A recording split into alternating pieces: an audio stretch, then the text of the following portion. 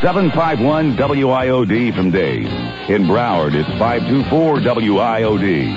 Palm Beach, 655 WIOD. And Bell South Mobility customers, make it a free call by dialing star IOD. The opinions expressed by the guest, host, or callers are not necessarily those of this station. Now here's Neil Rogers on News Talk Radio 610 WIOD. The United States has no quarrel with the Iraqi people. Our quarrel is with Iraq's dictator and with his aggression. Iraq will not be permitted to annex Kuwait. It's just the way it's going to be. We like to beat Saddam Hussein and hit him with a pine. Sit back and watch his head explode like a melon way to rise. He tried to steal away Kuwait and beat the oil sheik. Put a gun up to his head and blow away this king. I'd like to point and get down where the sun never shines. I blow away with a tie up his head and make him with a sheik. And he's going to pay. Saddam Hussein, gonna blow him away. Saddam Hussein. Well, is everybody happy? That's all I want to know. It's 10:07. Look at that. Yvette's putting on her dark glasses already. Wow. She wants to be in the show. What a miserable, murky day, huh? Just kind of the atmosphere. I feel like Shylock Holmes in Hound of the Baskervilles. Anyway, here we are. Just one big happy family. The book is out. We did pretty well. Can't complain here between 10 and 2. We did pretty damn well, as a matter of fact. In fact, usually when books come out in ratings, I don't want to dwell on those, but from a year, instead of comparing to the last book, most people in the business, including agencies, look at the last corresponding period of time. In other words, from fall 89 to fall of 90. So fall 89, this show had a 6. Fall of 90, we got a 6.3. So I'm pretty happy about it. Good demographics, and the people are out there. Naturally, we have to keep reminding them they have to have that fierce, rugged determination, that loyal IOD listenership, because if they don't, it turns into another one of these ethnic voting for this station and voting for that. And right away, all the ethnic stations have got like 90% shares, and the rest of us have no audience because nobody cares. And that's the thing you constantly have to work at in this market, because otherwise you're like, you could have like half the audience listening like we do right now. And if they don't care enough to send in their very best, nobody finds out about it.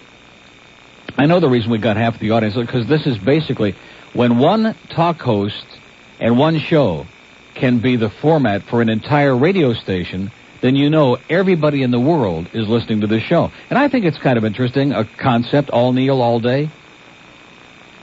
I think that would be a great bumper sticker. I mean, he's not on our station, but we talk about him all day because we know that he's like the crux of talk radio in the market and has been for the last 15 years. And so if we just talk about him all day long and taunt him and harass him and abuse him and compliment him and just do a whole shtick geared around Neil, as they're doing over there on Lightbulb Radio, then that's where it's at. Now, I did something this morning that I haven't done in a long time. I called in on a talk show on another station. I haven't done that in years. In fact, I haven't even been inspired to do it in years. The reason I did it is because, well, there's a multitude of reasons. The market, by the way, is up 26.5 points as those meetings go on in the Middle East, and they're hoping for the best, so that's why the market's up. We'll see what happens. I did it because I feel embarrassed for people, one of whom is a friend of mine, okay? Norm Kent's a good friend of mine, in addition to being my attorney. And he's a good guy. He's got a heart of gold. And he generally stands up for all of the things that I believe are right, you know, like freedom of speech and the First Amendment, all the good stuff.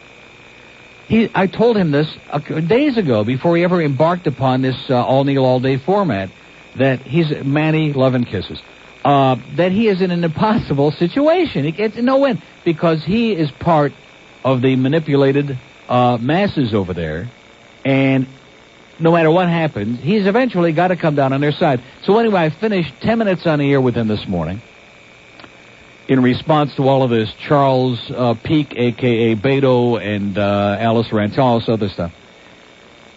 And at 8 o'clock, like 3 seconds after his news came on and I had to say bye-bye, my phone rings, he's back on the phone. And I'm excoriating him for the lack of balls in terms of just saying things on the air that he knows aren't true, that he told me the opposite. I've spoke to him about 6 times the last 2 days. The first time just trying to find out who this group was. And let's go back. Mainly, my hysteria this morning has nothing to do with Norm or Al or any of that situation. It has to do with Pompano Park, where I was last night. And I'm now beginning to realize the reason. When I had my stroke back in April, it was after a very depressing, frustrating evening. Not a night I lost a lot of money. I didn't lose a lot of money last night. And Kelly Shepard, thank you. Kelly had a winner last night. 7-1 when I bet him. He was bet down to 9-5, so he didn't exactly get rich. But at least thank goodness for Kelly Shepard, okay? He's a good guy. And I don't know how to say the things I want to say about some of those people out there in horse racing in general, not just at Pompano Park, because they put a dark mark on a sport that I happen to love dearly. And by their antics out there and what they do to the public, they damage the ability, even with good PR people like Alan Finkelson or Joe Tannenbaum or Roy Slanthoff, any of the others, people that go out there and do grotesque things or put dead meat on a racetrack for the public to burn their money on, it's an embarrassment. It's embarrassing. So I want to talk about that in a minute, and I really don't know where to start. So let's start by taking a break, because I got so many things we've got to cover today, we may not be able to do it in 4 hours, right? We may have to have Steve orchestrate some guests for us, because that's another thing. He believes that he's going to book the guests not only over there, but over here, too. He's back to that old business. I'm going to orchestrate the show, and you really, have no guts if you don't have this guy in it. Like somebody writes me a letter and criticize, which I read on the air. How many times have I read letters on the air? Many, many times over the years from goofballs. Well, not recently, but, over the years, several. Does that mean I'm going to invite these people on the air to attack me for 4 hours? See, I don't do contrived controversy, Steve. I don't have guests.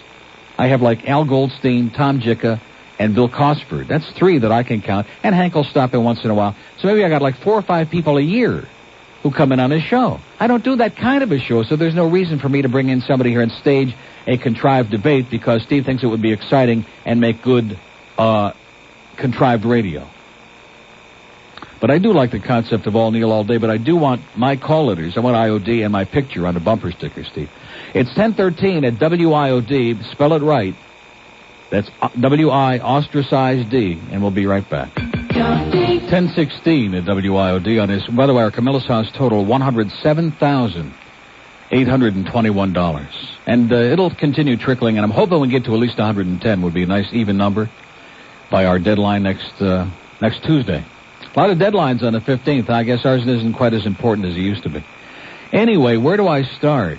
Now, a lot of our audience is totally in the dark on this because they can't pick up light bulb radio, especially if they live in Dade County or parts of Palm Beach.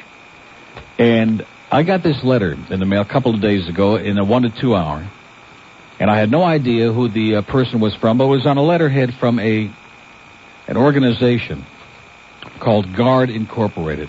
And the very first paragraph says, the GUARD organization was created to strike back at those who shame the homosexual community. Our actions are intended to inject into society that if one casts the gay community in a negative light, we will go after them with a vengeance. And then it goes on to talk about the things I say on the air and the expressions I use, et cetera, and so on. But it starts right out by saying we're going to go after them with a vengeance. And the not-so-veiled threat is there that if I don't knuckle under and stop using this expression or doing that or whatever, that they're going to come after me with a vengeance. Okay, and I read on the air, and I said it was a bunch of crap, and it was I left here 2 days ago. I called Norm Canada's office on the way home from my car because he generally knows who these various organizations are and the different people, and sure enough, he knew that Charles Peake was a guy whose real name is Charles Beto, by the way, who was involved in a supposed organization that really only had like 3 or 4 members or maybe half a dozen people, and they were going after people who, in his opinion, really had no right to be gone after, didn't deserve to be, and that they were misguided and he wasn't too fond of them. At that point, the next day, I came on yesterday, and I mentioned it, for like 4 seconds in the beginning of the show, because basically yesterday we were talking about the Dolphins, the ratings were coming in, we had a lot of stuff going on. I mentioned it briefly. We had a full board of calls. One of the lines was flashing. George was talking to somebody on one line. I picked it up, and here's a guy who identifies himself as the same author of this letter. Now, for a couple of seconds, I toyed along with him. He thought he was talking to George, and he wants to speak to Neil, and and he wrote me the letter. Then he finally, after 30 seconds, realized he's talking to me. At that point, he says, well, if you're going to adopt this attitude about it, I'm going over to FTL right now. I'm going out with Al Rantel, and he was gone.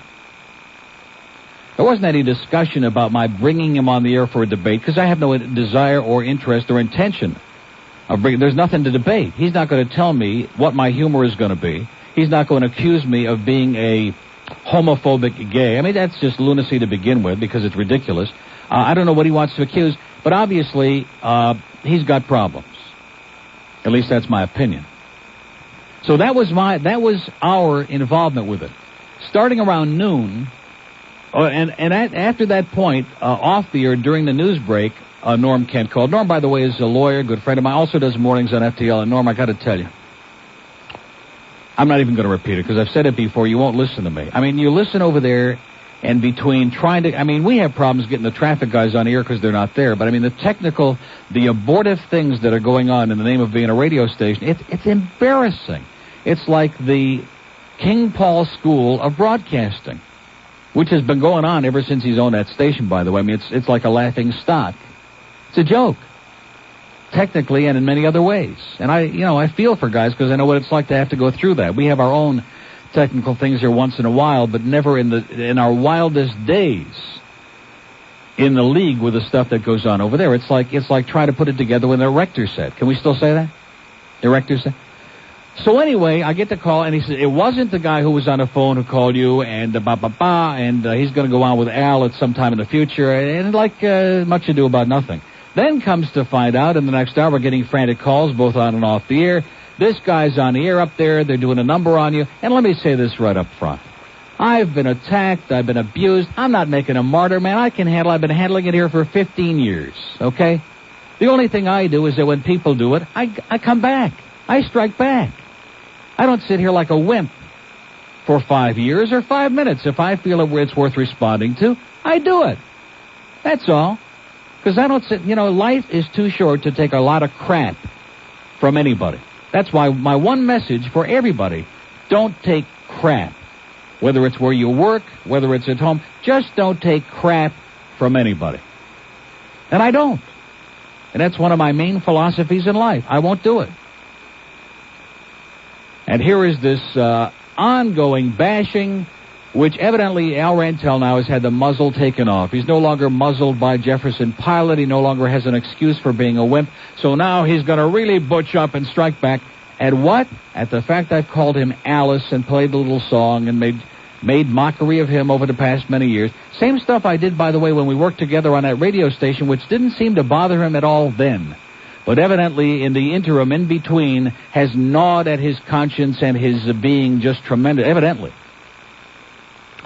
And in his mind, the way of responding is not to go on the air and to compete, because he can't do that. We've already went around on that when I was at INC and he was at NWS, and I had a 9 share and he had a 2.7. He can't compete or do a productive show or do something interesting. The way to do it is to invite somebody else, not to do it himself even, but let's bring his good friend Charles Beto, a.k.a. Charles Peak, on the air to attack Neil Rogers as using these terrible phrases and being a bad role model and maybe indirectly causing teenage gays to commit suicide because they have a negative impression about themselves, etc. A bunch of crap. Goes without saying, a pile of crap. Every time I turned on yesterday, and obviously the reasons I did, even in the house, which is unheard of for me to turn, after the emotional guiding light with Riva's over there in Italy. I mean, who can believe that? She floated across the Atlantic. She's alive in Italy, allegedly. And after that, I turn on, and here again, it's all Neil, all day.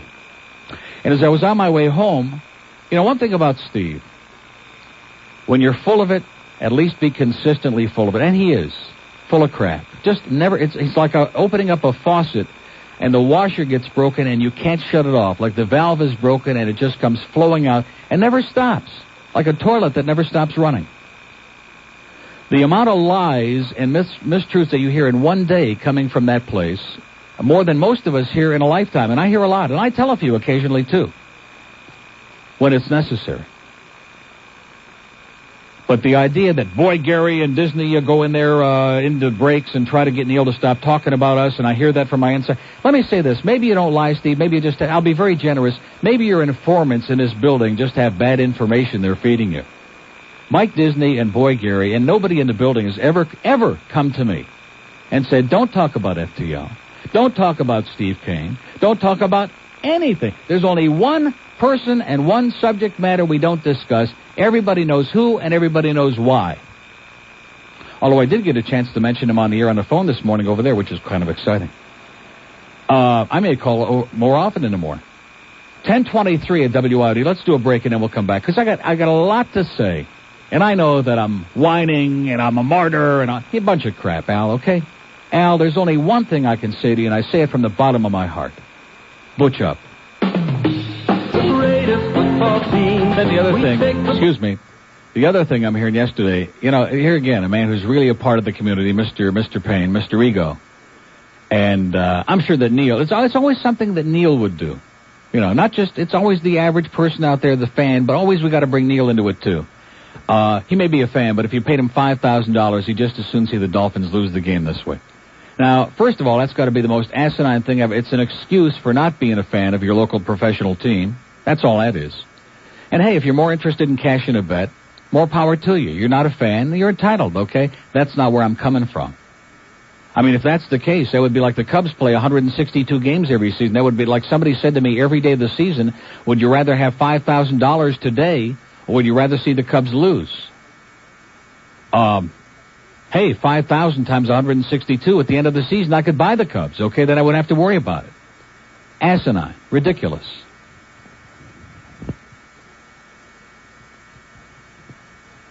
I don't even know where to start. I mean, I could do like the whole 4 hours. I could do a monologue. And I don't even know if it's worth it, because I'm dignifying. You got to understand, the all Neil all day, there would be those people who would say, well, you should just totally ignore him because nobody's even listening. I hear the old Jan from Hollywood. This morning I hear all this stuff has gone on the air. I was called in there. Alice called in for 20 minutes. Norm is hysterical. He's telling me one thing on the phone off the air. He's calling me at home. Then he comes back on and says just the opposite. Oh, yes, this is an organization, and they were a fledgling organization. I've changed my mind. I had dinner with Al last night. And off the air, he's telling me something entirely different. He says, yeah, you're right. It's not a group, and this guy's a bad guy. But Norm just, again, you're caught in between a rock and a hard place. And you got to take sides over there because you work there. You're on the air over there. You can't tell the truth. You can't repeat on the air what you said to me off the air, because that would spoil the whole party. That would ruin all Neil all day radio. And I don't care. It doesn't bother me personally. I can handle it. But the only reason I called in there, and the only reason I'm talking about it today, I'm just not going to... See, I believe in setting the record straight and saying my piece when I feel like it. Not sitting back and saying, oh, people are muzzling me for 5 years, and now I want to get even. Now I want to get... It's time for him to start taking the abuse. What abuse? Here's a guy who got dragged out of the closet yesterday, kicking and screaming, and didn't even do it in a positive way like I tried to do 16 years ago, or whatever, 14 years ago. Didn't even try to do that. It's just like, oh, you want me to say it? Okay, I'm gay. Wow, what a statement. That's standing up and being counted. So between Steve and his good buddy Charles Peake, a.k.a. Beto, they accomplished what they wanted in the midst of all this all Neil all day. They dragged Alice out of the closet. Big deal. What does it mean? I mean, it's an empty thing at this point. It means nothing. So what did it accomplish? And I want to say something else, too. I know a lot of people in this business, and I have friends who are closet people. And for their own personal reasons, have every desire to remain in that closet, and in some cases a legitimate need, to be in a closet. Fine, I would never in a million years dream of hinting or saying or suggesting, because it's really nobody's business. But when somebody comes on the air week after week and day after day and is sticking one toe in and one toe out, one day the door is open, the next day it's shut, well, then naturally people are going to joke about it. I mean, anybody in the audience to whom yesterday's announcement was staggering by Alice, I mean, has to be deaf, dumb, blind, and like an ostrich have his head buried in the sand. You got to be in a dream world not to know by now. So it's an empty statement. It's meaningless. So don't bring your gay activists on the air lecturing to me about standing up and being counted and not making inflammatory remarks Here's the same guy who used to refer to me time and time again as, instead of king of talk radio, queen of talk radio. Does that bother me? I think it's funny. Although, quite frankly, when Alice says it, it comes across as petulant and bitchy. But I think it's funny. Doesn't bother me. And who yesterday, in the midst of a heated three-way debate on the phone, contrived a call with Steve and Norm and Al, ends the call by saying, he's the biggest faggot of them all. See, okay, so in other words, when Al refers to me or anybody as queen or faggot, that's okay. And I'm sure that his good friend Charles Peake has no problem with that. But if Neil makes jokes about being a middle-aged fat queen or something like that, then right away we're going to go after him with a vengeance because he's setting a bad example and kids are going to blow their brains out. It's ridiculous. It's pathetic. It's sad. 20 after 4 yesterday afternoon, an afternoon drive on Florida's Talk Leader. They played back-to-back PSAs. And the host came on and was whining that there wasn't a call on the board. I wonder why. Maybe all Neil all day ain't going to work, you know? It's just amazing to me. The paranoia, the pettiness. You see, there's a way to win in this business. That's to compete. Put something on the air that people want to hear. Be funny, be interesting, be informative, be entertaining. Be something. But don't be bitchy. Don't just sit there and whine. Oh, I took this for fun. Took what? Took what? All the other people I take shots at. Do we have a line at the door? Is there anybody up there outside upset? Is Sally out there sharpening up her batteries? I mean, I don't think so. You got to grow up and be a big boy or whatever, sooner or later. So Alice, and again, we look at these numbers yesterday, and like I said, hey, they just changed format. But the fact is, Steve's been there 2 months. He's talking about, his whole deal is, let's talk about Neil and let's tell everybody how bad Rick and Suds are. You know what it reminds me of? It reminds me of the clandestine dinner that I was sucked into with Joey Reynolds and Russ Oasis. Were you here then when that went on? When Joey was still doing that abortion on Saturday. Under the guise of some other business deal, I get sucked into this dinner, and then the whole purpose of the meeting is for me to go to Boy Gary and try to get Joey afternoon drive and get Rick and Suds fired because they're terrible. I didn't think they're terrible then. I thought they were fine. I think they're fine now. I think the audience loves them. Not the whole audience. They got a big part of my audience loves them. And there are a lot of people listen to them and hate me like poison. That's radio. That's life. That's entertainment. That's showbiz. So Steve's got the same mentality that if he keeps coming on and repeating it over and over again every day, that'll make it a fact and everybody will buy it. Market's up 30 points. And it won't. It just won't. I mean, there's got to be more stuff. I mean, I know we got the urine lady on, which I'm sure everybody's probably doing bottoms up like this, all excited about. Who cares? In other words, you can't, I do stuff in the course of a show, day in and day out. There are a few people I haven't taken shots at. That's part of my shtick. That's what I do. But that's kind of like the adhesive between all the components of whatever we talk about. That isn't the whole show. When's the last time I invited somebody on the show for 2, 3, 4 hours to bash somebody? Can you ever remember? In 15 years that I've been on this market, I've never done it. Can you say the same, Steve? Or Alice? Of course not. Because quite frankly, if I want to bash somebody, I can do it myself. I don't need to invite somebody else on and pretend that they're doing it. In addition to which, when I take a shot, it generally lasts like 30 seconds, and I may come back and do it a couple of times. That's it. But we have a new format in the market in Broward County called All Neil Radio All Day. Yesterday, a guy calls in to Steve, says, what do you think about the meeting tomorrow? What meeting? What meeting? In other words, and the guy says, what are you talking about? He says, on the verge of war, they're having this big meeting in the Middle East. Oh. And again, these are the people who rip us because we're supposed to be so mindless and we have no substance and Rick and Suds are silly and their ratings are dropping and ba-ba-ba. But in the meantime, 6 days before we might blow the whole world up next Tuesday or shortly thereafter, they're talking about Neil Rogers all day. And what he should say or he shouldn't say on air. And should he say Alice on the radio? That, to me, is a great topic to take about 15 hours on the air with all the things that are going on, serious, humorous in between. Alice. It seems to me.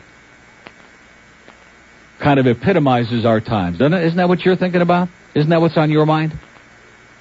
Is Alice? It's embarrassing.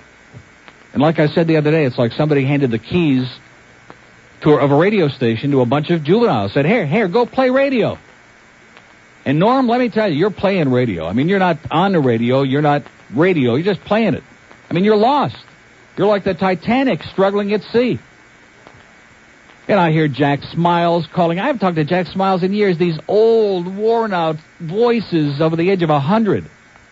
Heartaches and heartbreaks and heart. That's what they got. It's like when GBS tried to go talk. And they had a signal. They have a tremendous signal, which is now Radio Mont B, 710.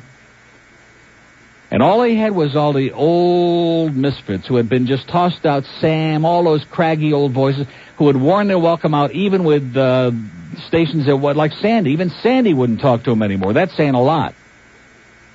And they all wound up over there with their .8s and .3s and their minuscule. And you can say ratings don't count, but I got news for you. No ratings mean no audience. No audience means no business. I mean, you can go out with a lot of flash and get some funeral spots on there for a while, stuff like that. But when I hear two PSAs back-to-back in the middle of afternoon drive, I have to begin to wonder just if all Neil all day is working or not.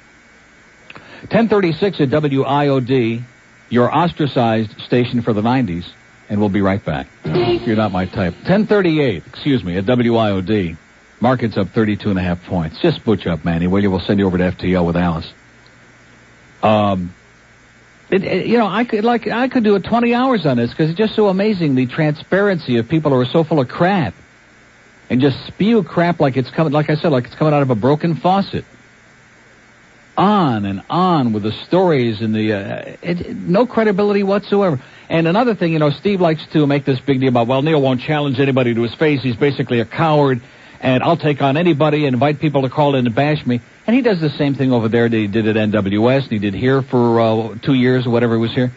Every time anybody calls and is going to challenge him, it's always, and he hangs up on him. They're on for like 14 seconds. And he does the mouth breathing. And then says, of course, they must be Rick and Suds people. It's amazing how many of them are over here. And some of them are mouth breathers, but some of them, quite frankly, sound like pretty articulate people. But as soon as he picks up on the fact that they're not going to jump on the bandwagon, it's, the same sound. I mean, at least come up with a new sound. And he becomes the mouth breather, and they disappear. So I don't like... back in the days when I did controversy, I did that topical crap, I had on every religionist, every minister, every priest who they let on a show, which wasn't many, every rabbi. I had on tremendous numbers of people who disagreed. We had a lot of great discussions back and forth. But Neil is a coward. 1 minute Neil is brilliant. 1 minute Neil is a coward. Neil is this. Neil is that. Neil is great. Neil is terrible. Neil is interesting. Neil is boring. Neil talks too much about sports, but Neil makes sports interesting. Neil's funny. Neil. That's it. That's the radio station that they've developed over there. They're 1,000-watt, all Neil, all day. The message is, Neil is interesting. We got to talk about him because everybody listens to him, and Rick and Suds suck. That's their message. Period. Nothing else.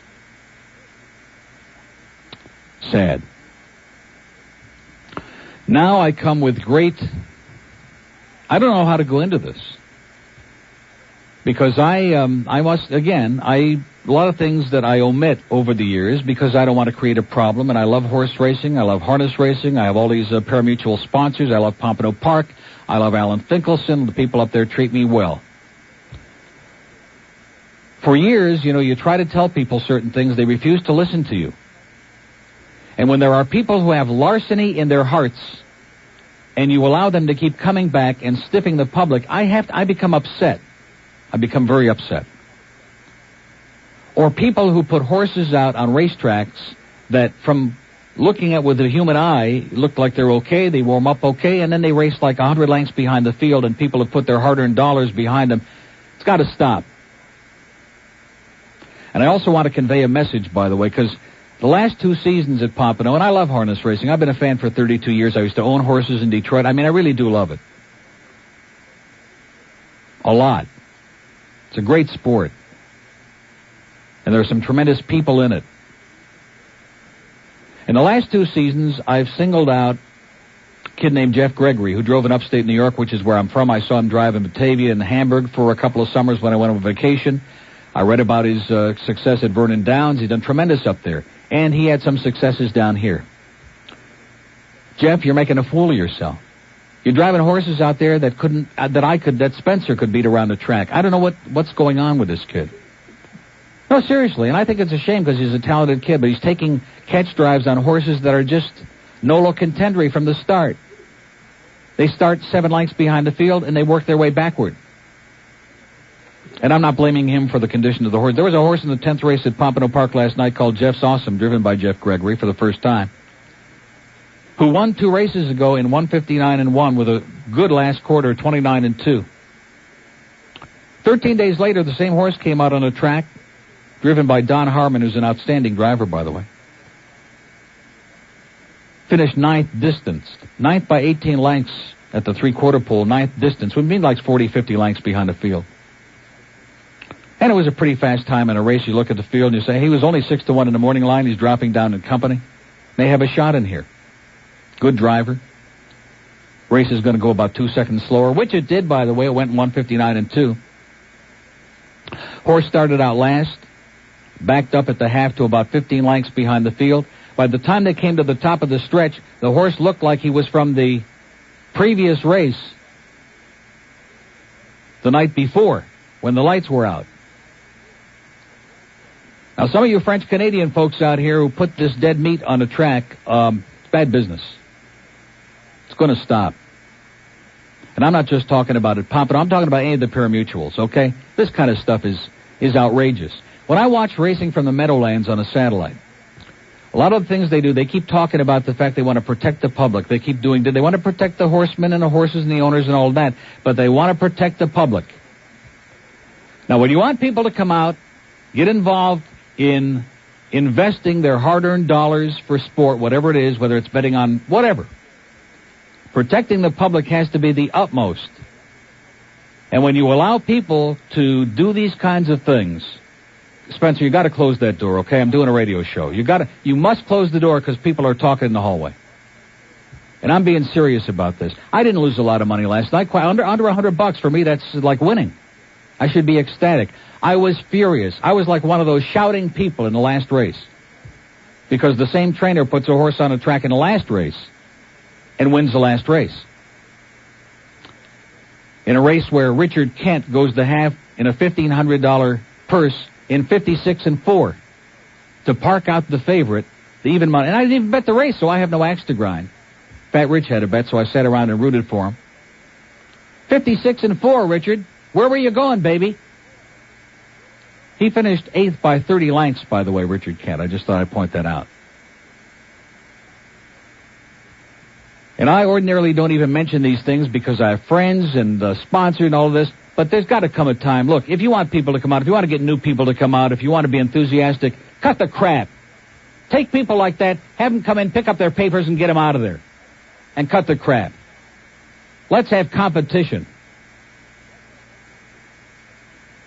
And if these things are going to continue to be an insider's game, then hey, people aren't going to come out and put their hard-earned dollars down. That's all I can tell you. Anyway, did I say anything? Okay, 10:45 at WIOD. Now, all the date lines are lit. IOD, Star IOD is lit. Broward line's wide open. So I guess they're probably over there now, right? They probably got what's his name on again. What is his name? Which one is good today? 524 WIOD in Broward, 751 in Dade, Star IOD on the Star line, 655 WIOD in Palm Beach. North Miami Beach. What is I know that? I'm kind of fueling this thing, but I'm not out to do that at all. But You're what? I guess I'm kind of fueling this thing. I'm not out to do this at all, but I listened just one time over there yesterday, and you're right. It was, everything they said was about you. And I didn't want to hear that at all. You know, when I first moved here, I turned on this morning and he's talking about me. That seems to be the whole topic of conversation on our radio station. Oh, I've been. Our Broward line's working, by the way? I've been sitting here waiting for, while I was waiting for you, I flipped over there on my radio. It barely came in, of course, but it came in anyway. And they're already talking about what you said about the ratings 5 minutes ago. I mean, that's amazing. You know what you said about you get a 9 and he gets a 2. He's already talking about that. It's really?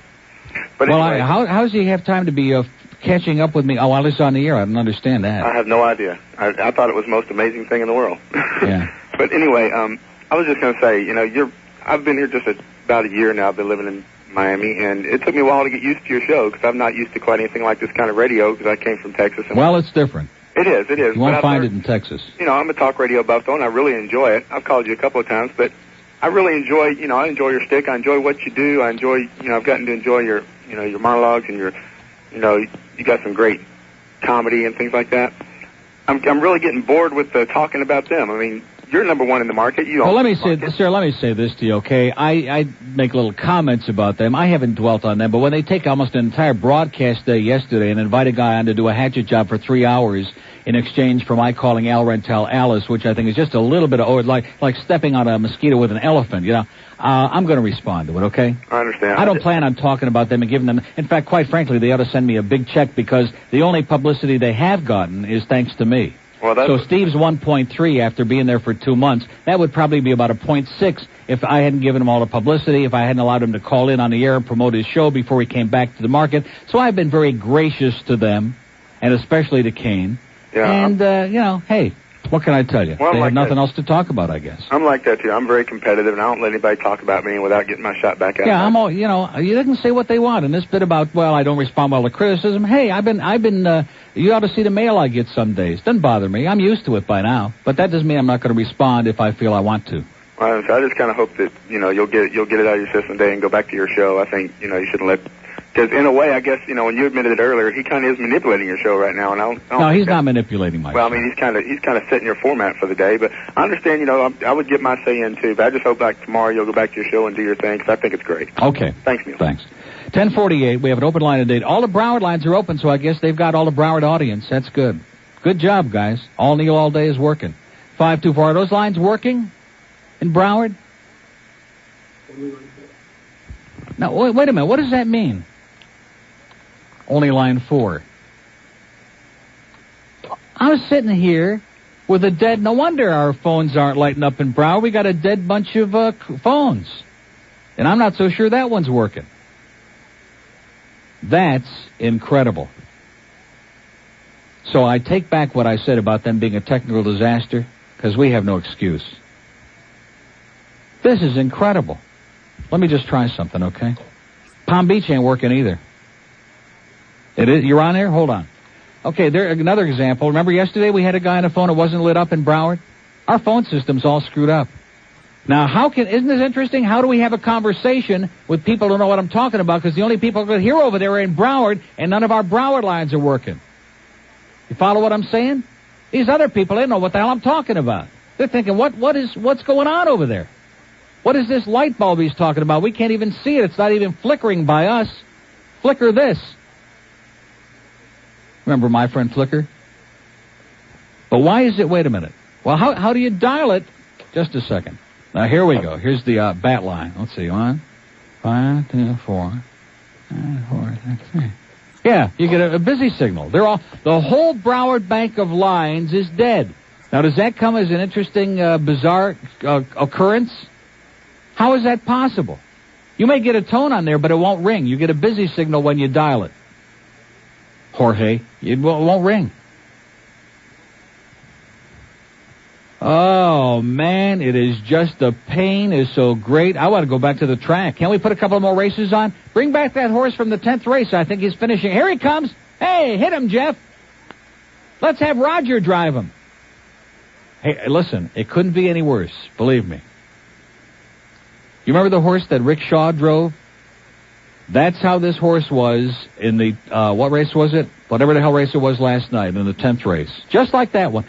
In the stretch, he wasn't walking, he was on his hands and knees. What, there's somebody on that line? Well, how the hell did that happen?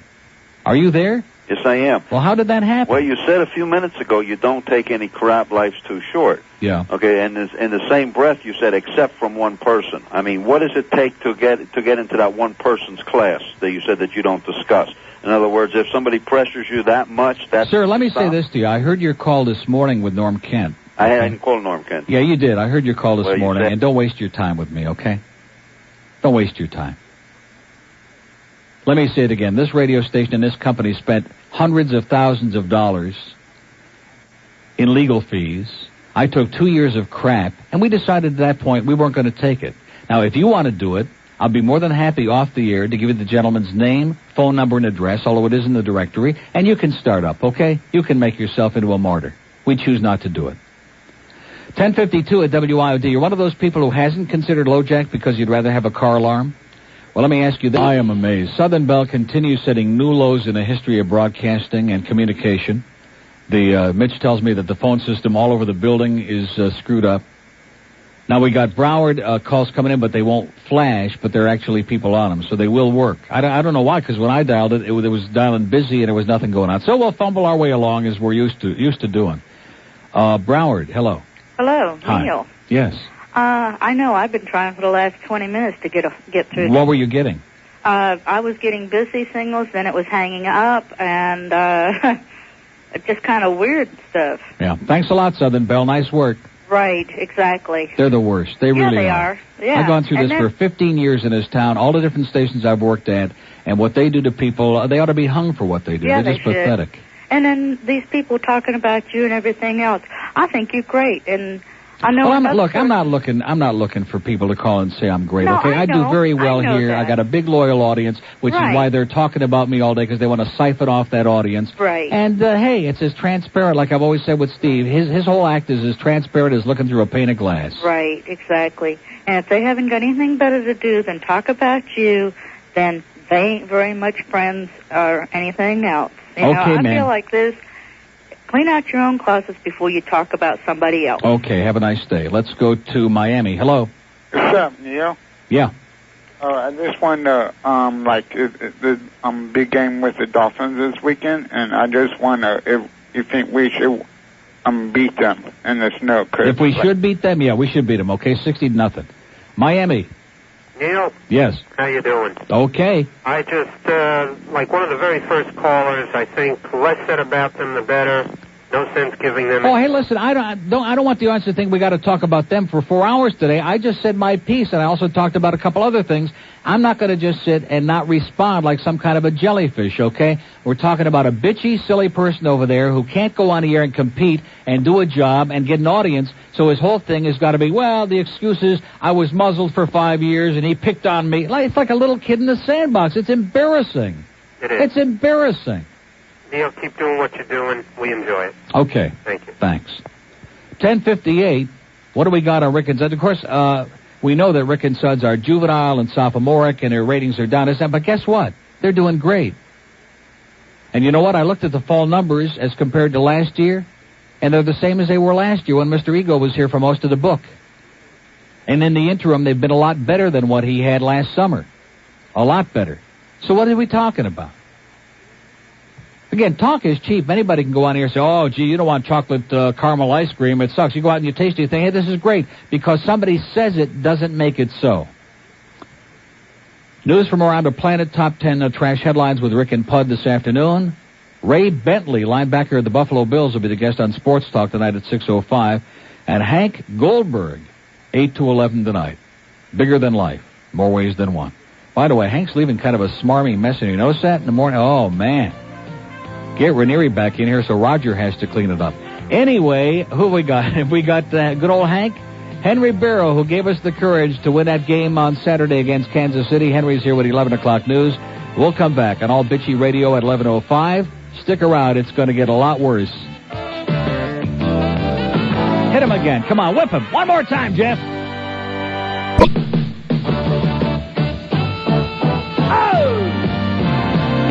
News Talk Radio 610 WIOD presents The Neil Rogers Show.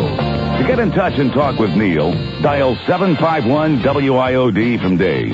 In Broward, it's 524 WIOD. Palm Beach, 655 WIOD.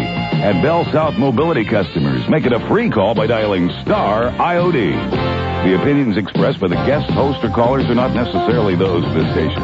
Now here's Neil Rogers on News Talk Radio 610 WIOD. Yeah, it sure does. I'll show you a place to fit it. Oh, excuse me, Henry. It's 11:06. Henry, will you clean up your act? No, I can't. I really can't. Well, give it a shot. Anyway, the phones are working out. Look at Chuck Meyer running up and down. Is he doing aerobics now or what? What a maniac. Do you see that? God, he must be trying out for the Pirates. He could play first base. He could be first base and second base and third base and all the space in between. That was brutal. So the phones are working now. We got a couple of calls on there, like 4. That's not too exciting.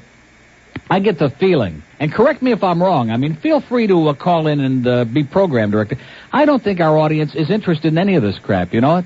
And maybe that one guy was right. Maybe I got sucked in to a whole bunch of stuff. And possible. I made a lot of mistakes, like coming in this morning was one. But even so, I'm still going to say my piece, okay? It's just because I feel it's appropriate and I want to say it, and I said it. That's it. We have 2 open lines in Broward, 524-WIOD, and 1 in Palm Beach, 655-9463, 655-BITCHY. Lauderhill.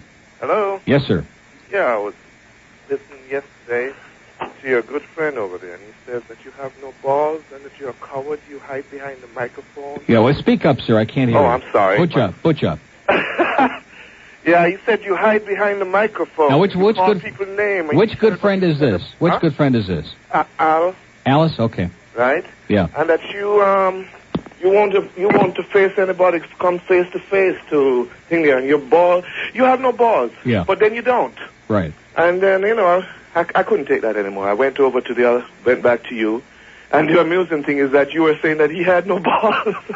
Well, there's kind of a shortage now, to be honest with you, as a matter of fact. We're going to see if we can't send mail order for a couple, but we're working on it.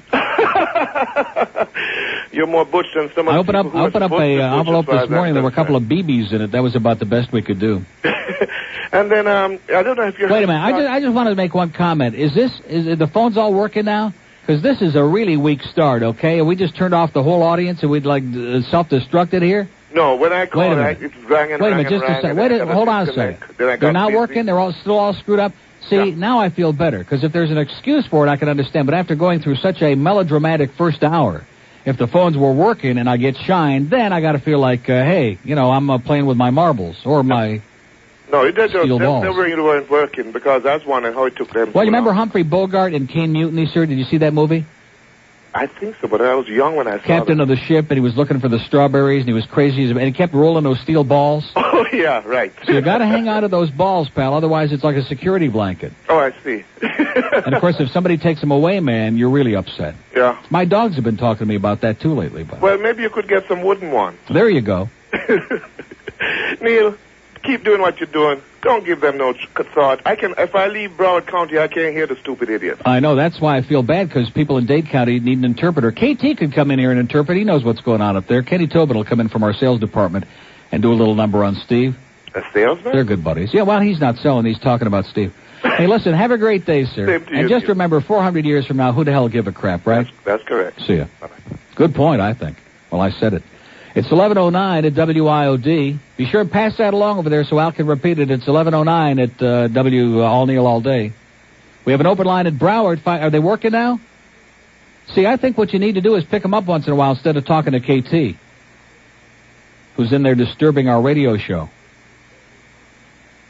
Well, we're having a little phone problem this morning. I'm not trying to get picky, but the phones sometimes, like, watch.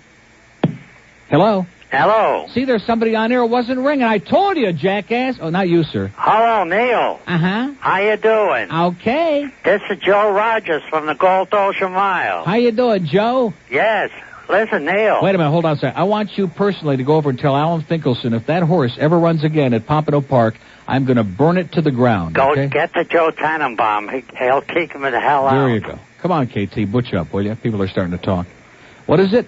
Listen, Neil. Palm Beach is open. Is it working? 655 WIOD. Try it. Try it. It might work. Yeah, Joe. Neil. Hello. Yeah, I'm here. Don't panic. I'm not panicking. You're on the air briefly. Yeah, your friend Steve Kane is panicking. Why is I that? think he's losing his investment with that station. His investment? What was that? You know, he all those became baseball a partner. cards? I heard he had to give King Paul like 14 Jose Canseco's to get in No. Get a cut of the I action. think he gave him his $50,000 that he got as a severance pay. Oh, wouldn't that be something? You know that, Woo. Steve. Oh, I sure hope he and Louis Crone don't go down the tubes together. Wouldn't that be desperate? I think he's going down the drain because I happen. I don't hear much advertising on here. I hear the funeral parlor, a couple of car spots, and I hear PSAs in drive time. That's a bad sign, you know. Bad sign. In the beginning, he had a lot of flash there. We thought he was selling up a storm, but I think it was mostly as usual. Lots of BS. He tried to pull a promotional all thing flash on you. and no cash. I hope he didn't suck you in on it. Okay, sir. Well, we don't want to get personal. Have a great day, Joe. Thank you. You bet. Anytime. Don't call again. Call over there.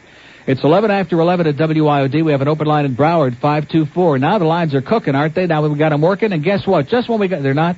WIOD. Neil, how you doing? Hold on. See, it wasn't even flat. These phones are screwed up! I don't want to get excited, but Southern Bell sucks. To hell with the light bulb radio and to hell with horses that can't walk. Let's do 4 hours on Southern Bell. What was that about? What happened? WIOD. Hey, this is Plantation. Hold on, please. You okay? Yeah. You sure? Positive. You happy today? I'm happy I got through. Okay, thank God. You know who this is? No. Okay, hold on. 12 minutes. God, thank God for Southern Bell. Kind of breaks it up a little bit, doesn't it? Boy, I just don't understand what the hell is going on. Maybe they need a loan over there. Maybe we ought to call up Larry Mixon and see what he's smoking this week, huh? 12 minutes past 11 at WIOD, your happiness station. We're pretty upset, though, because we are... What is the word? Oh, I'm sorry. We are ostrich size. There's a place in the land down under, far away from 610 WIOD. Now wait a minute. Don't have it. 11:14 at WIOD. Look at that. A couple lines dropped off during the break. Those lines are so screwed up, aren't they? It's unbelievable. Ooh, that one's working. I can't believe it. WIOD. Yeah, I'd like to speak to Neil, please. Okay, hold on, please. Real tight. WIOD. Hello. Hello, can I speak to Neil, please? What is it? Oh, is this Neil? Hold on. This was Plantation, right? Yes, certainly is. How you doing? I'm doing pretty good. Great. What is FTL and Southern Bell in collaboration here or something? FPL. I think that's pretty funny. Florida Tower and Light. They think they're terrible. Yeah. I don't know what's going on. So what's up, sir? What can we do you for today? 45 minutes ago, I wanted to call up and say, don't let these guys get you down, but, you know. I'm not down at all. I'm just saying my piece, that's all. I mean, this guy, he can't take any condition. That's a bunch of crap. I've been taking crap from people since the day I sat down in this godforsaken town, okay? Yep. If I was going to let a bunch of slime ball... What is it? Keep a stiff upper lip. Okay, keep it stiff, pal. 11:15 at WIOD. That's what Sophia Coppola said, isn't it? Isn't that what she said in the movie? Keep a stiff upper lip and lower lip and cheeks. I don't want to go. I mean, she's what she is, okay? WIOD. Neil. Hi. Hi, how are you? Okay. What do you sound so depressed about? Because now they're insulting us on the Big F over there. Insulting who? All your listeners. Oh, yeah? Yeah, and your The Big F? sponsors as well. Oh, yeah. And I take offense to that. Well, we don't have as many. I'll tell you one thing. If we all died, I guess Steve would be happy because, man, those funeral spots, that's where it's at. He's the instigator in this whole thing. I hate him like poison, Neil. But what difference does it make? I mean, it makes no difference. They've been on for, 9 days, and they're already flailing around desperately like little kids screaming for attention because they got no act. You see, on the one hand, he wants to say that we're the silly station, we're for the mindless, we're above we're consuds, morons. And on the other hand, they were going to be the alternative, the real talk station. But they realized, of course, that crap went out with high button shoes. Nobody cares about it except 900-year-old people. W Snooze went under. They're doing like a one with radio memories. And so they're really in limbo. They got nowhere to go. So that's why they're flailing around desperately talking about me in hopes that just maybe somebody can hear them and we'll get a few people over, which we have, and I think you ought to send me a check for it. He's pathetic. That's the word. And lie, man, this guy, I mean, whether it's about ratings, whether it's about... And, he just... their ratings dropped in half, and, Steve's sitting over there. He's been there 2 months. He's got a 1-3. Bob Gordon, who's been there for was there for a million years in the morning, who's not a bad guy, but, mediocre talent, had a 1-5 in the morning playing Barbara Streisand and Frank Sinatra, okay? I mean, let's face it. That ain't when you've already been in the market before and you make this comeback, and I give them all the play that I've given them. There should be a little something more happening. And when all the demographics are 65 plus, and you hear 90% of the callers sound like Methuselah on a bad day, I don't think there's like a great case going on over there. Okay. Well, I agree. As a matter of fact, I called yesterday afternoon, and he asked for opinions on the show. So I called, and he cut me off at the quick, and he's just... You mean Steve? Yeah. Did he go... Exactly, and everybody, you know, here's the guy who claims everybody else is a coward, and he thinks it's real gutsy to bring people on and do this contrived controversy and scream and yell and go out to dinner with him that night at Bert and Jack's. But the bottom line, it's all phony, because as soon as anybody calls, and after 20 seconds of taking issue or showing that you disagree, it's the same, oh, you must be Rick and son, and then you're gone. Exactly. That's it. He cut me off. What is that? What is it? He doesn't Crap. have a show. That's what it is. Crap. It is crap, Neil. About them Dolphins. Mm-hmm. I'm excited. I really am. We are pumped, to say the least. Yeah. Well, anyway, Neil. And you know something, win or lose, even if we get our tails beat, which could happen, but I hope not. But win or lose, it's just been such a good experience. And for those people out there, I feel sorry for people who don't even understand the experience of being a fan of anything other than just a buck. You know, I mean, it's so crass and so stupid. But again, it's part of that same thing. If Neil says this, then the other one says, this is so childish, tired. juvenile. Neil this and Neil that.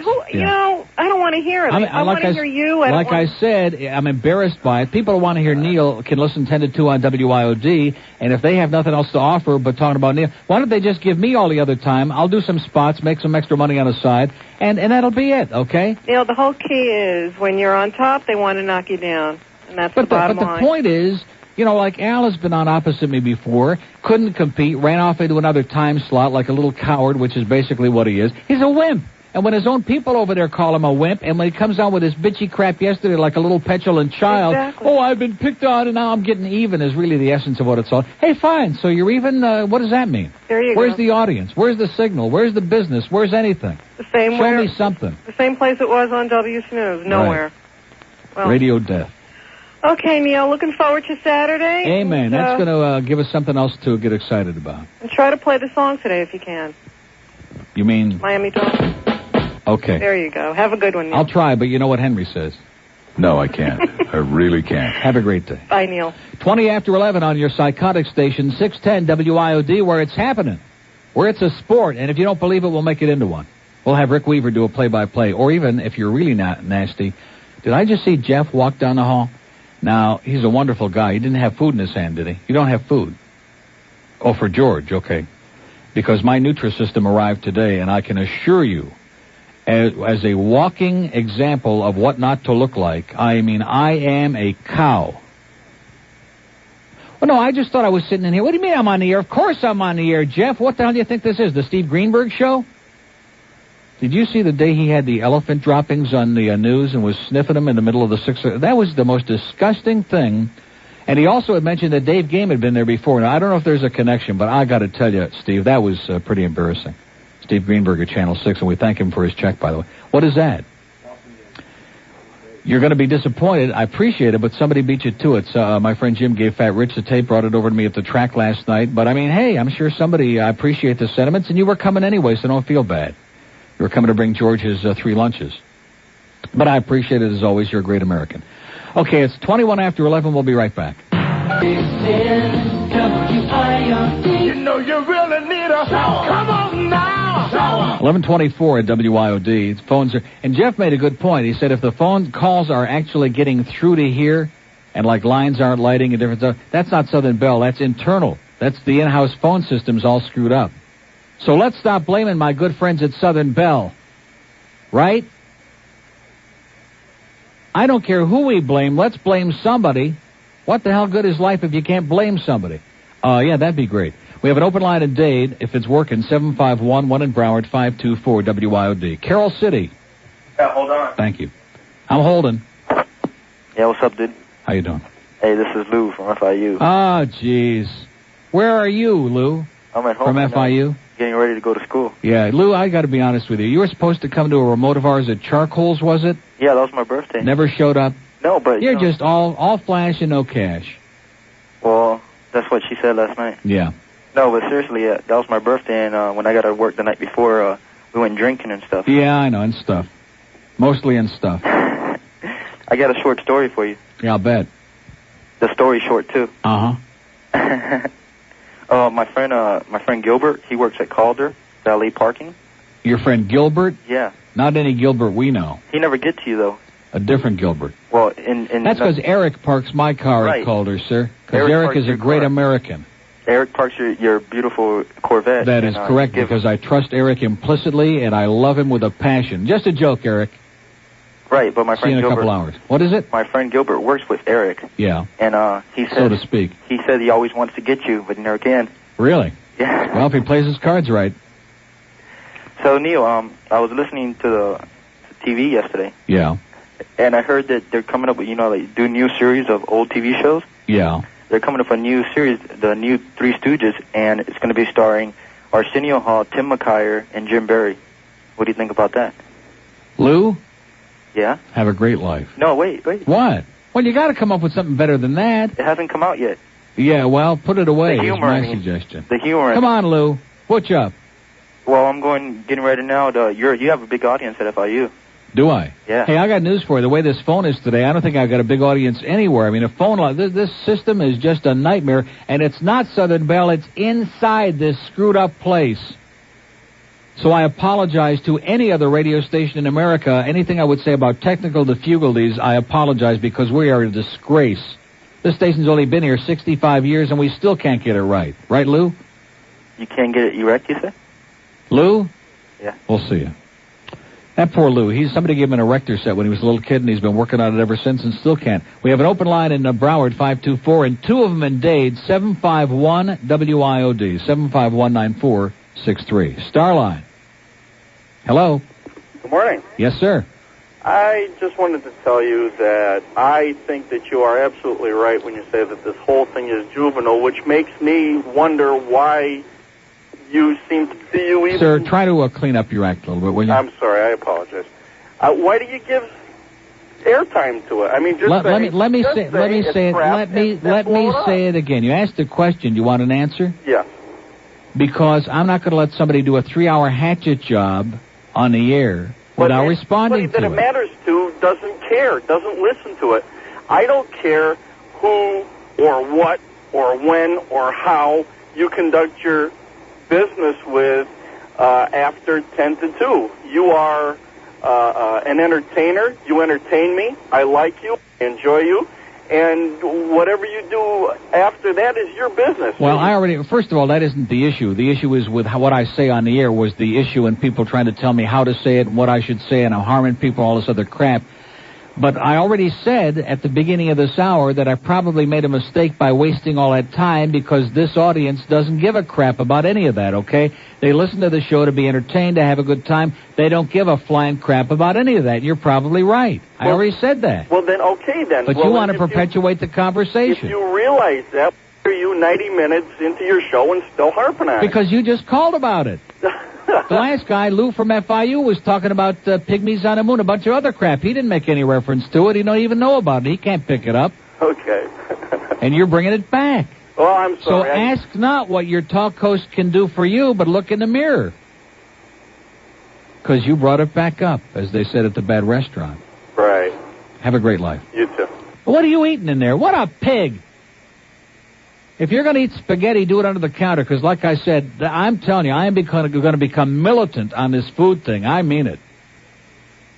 My blood sugar this morning was, and isn't it interesting that Stanley Dancer was there? I didn't talk to him, but he was there at Pompano last night. I thought I was going to have another stroke when I went home. I was so aggravated when I left there last night, I wanted to just blow my brains out.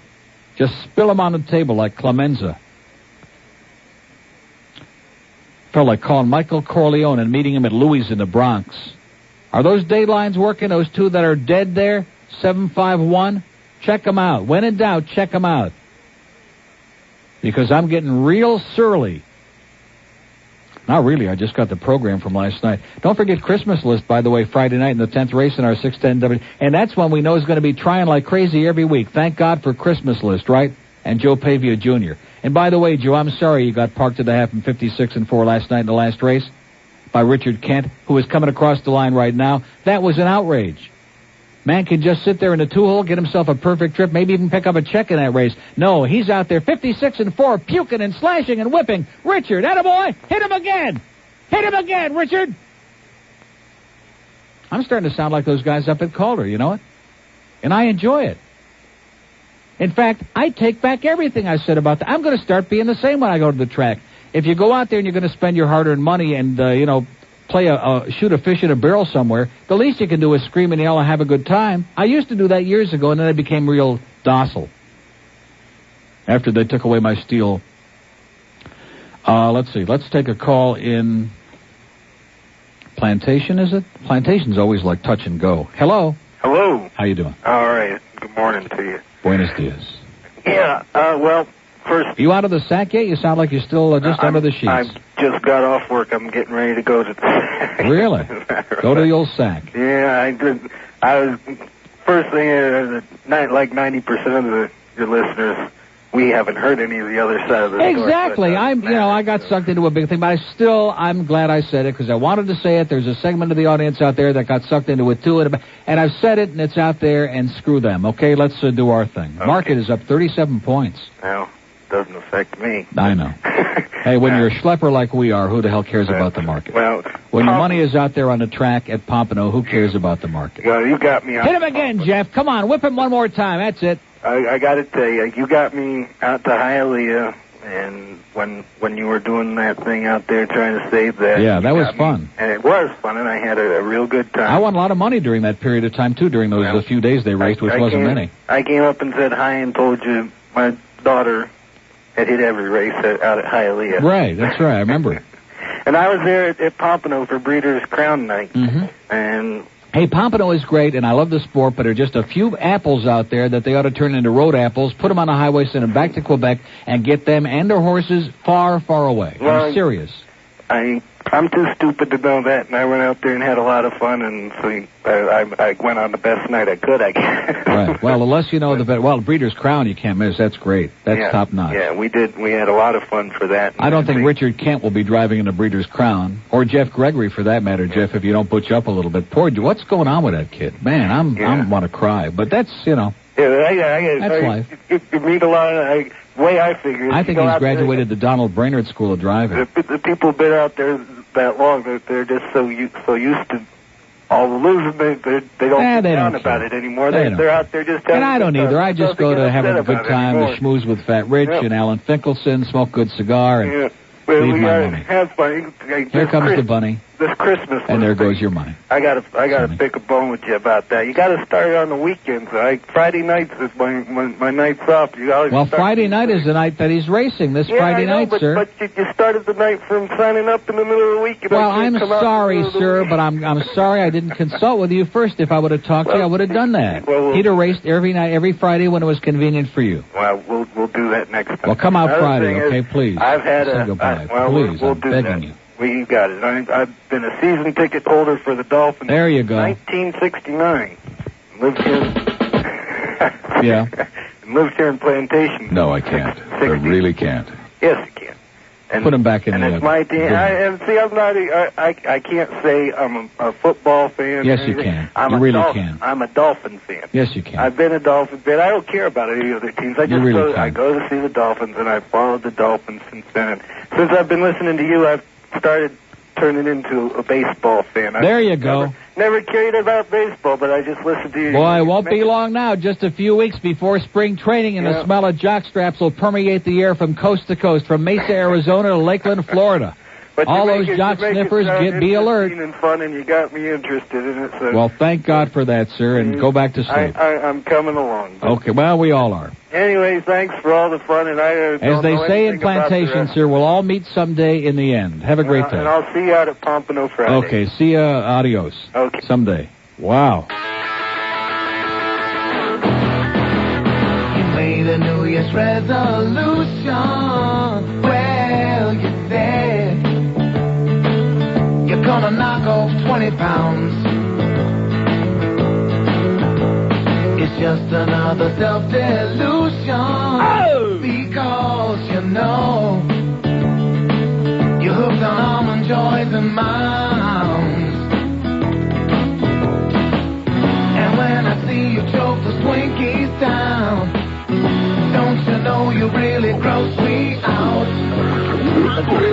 Ray. You know you really are. Cause you really are. Yeah, you know you really are.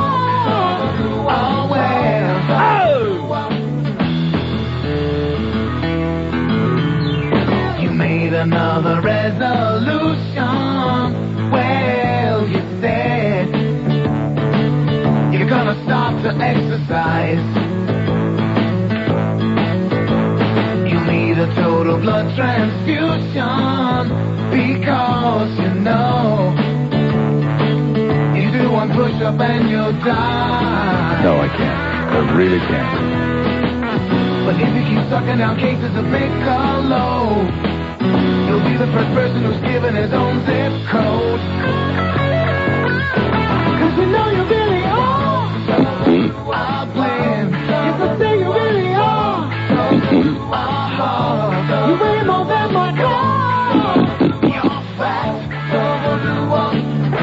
Oh yeah. Oh yeah. Oh yeah. Wow. I bet you can't top that. No, I can't. I really can't. It's 11:36 at WI Ostracized D, and we'll be coming right back. 11:39. You know what I was really going to get into today? I wanted to get into Elvis today, so to speak. See, with me, I prefer if they're at least still a little warm. But yesterday, Guiding Light was traumatic, and Riva is evidently still alive, and they saw this crowd on the screen in Italy and some travelogue, and oh, there she is, there's Riva in the middle of 400 people. And anyway, it was really traumatic. And then at 4, I usually turn over to Channel 4, and they have that personalities and then that other, those real flash shows with all the smarm and the personalities and the scandal, that crap. And all the thing about was like Elvis, because Rick and Spud did that too yesterday, didn't they? For like a good part of the show was the Elvis crap. And I was thinking, now when I was coming back from vacation on the plane, I read that paperback book by Albert Goldman about the day Elvis died and the last day and all the drugs and all this crap. But they were showing these women, and even now, and they're all like, they're in tears, and oh, I can't stand it that he's died. And there, you know, all these investigations about his death and about the drugs and did he commit suicide. I don't understand it. I think there are more people in this country who are obsessed and fascinated with the death of Elvis Presley than about the assassination of President Kennedy, for example. Does that give you a good idea as to where this country is coming from? I'm serial. I mean, you know, he was a rock star. He was good looking when he was young. He was grotesque when he was older. But you know, and I liked his music, some of it. But I mean, geez, these women, these hopeless, lifeless, pathetic, and they still run up there to Graceland and they sit on the lawn and they, like Alice in Wonderland, they're crying and they're floating away in their tears. What is that all about? Aren't you about Elvis'd out? Isn't it getting a little bit old? Return to Santa. Oh! Return to Santa. I got a sweater from my grandma. It was pink and black. But don't worry, be happy. Was printed on the back. He wrote upon it. Return to Santa. Just send me cash. Get on the diet. Your tacky sweater gave me a rash. I got a fruitcake and some plaid pants. I'll bet. Hair clip is for my nose. Another bottle of Old Spice. Boy, did I get hosed. He wrote upon it. Return to Santa. Who needs this junk? This year's Christmas really stunk. He wrote upon them. Return to Santa. Don't mean to be rude, but this Christmas I got Scrooged. Return to Santa. Return to Santa. Okay, back in the box. 11:43 at WIOD. It is getting a little bit old after a while, you know? Let them rest in peace. By the way, remember the lady who called in and started that whole thing? And I'm not going to talk about it anymore, but this big phony feud. And she was giving us the spy report. And one of the things that was allegedly said was about Blue Lagoon with Christopher Atkins and Brooke Shields. which definitely one of the great movies in the history of film. I can't believe Cosper didn't mention it the other day. And Paradise with Willie Ames and Phoebe Cates, not bad either. But anyway, I was reading yesterday, last night as a matter of fact, I opened up all this crap somebody sent here in the mail. Return of Blue Lagoon is being filmed as we speak. It is coming in 91. They did a nationwide search for this phenomenal-looking young couple who are going to be out there scantily clad and probably a few times in the movie not clad at all. And they make Brooke Shields and Christopher Atkins look like Henry Barrow and Elena Torr. Now, that's bad. Did I say that? That was cruel. Can you guys ever forgive me for that? No, I can't. I really can't. Come on. But seriously, I mean, you are, no matter what you like, believe me, fish fowl or any of the above, I mean, they are incredible. I don't even think they're for real. They must be like dummies or something. People look like that usually are. It's 11:44 at WIOD, and let's go to Miami. Hello? Hello, Neil. Yes, sir. How you doing, guy? I'm doing it. You're doing it. Yeah. How about you? You doing it? I'm doing it. Well, that's good. I just have one question for you. What's the question? How can a man look into another man's hairy butt and find love? Check with your proctologist, okay, sir? It was Adam and Eve. 11:44 at WIOD. It's another one of our Cuban listeners, spies from WQBA. We have an open line in Dade County, 751-9463. And, of course, we know about all those macho Cubans, right? Yeah, we're butch, baby. Give me a kiss. And we have an open line in Palm Beach, 655-9463.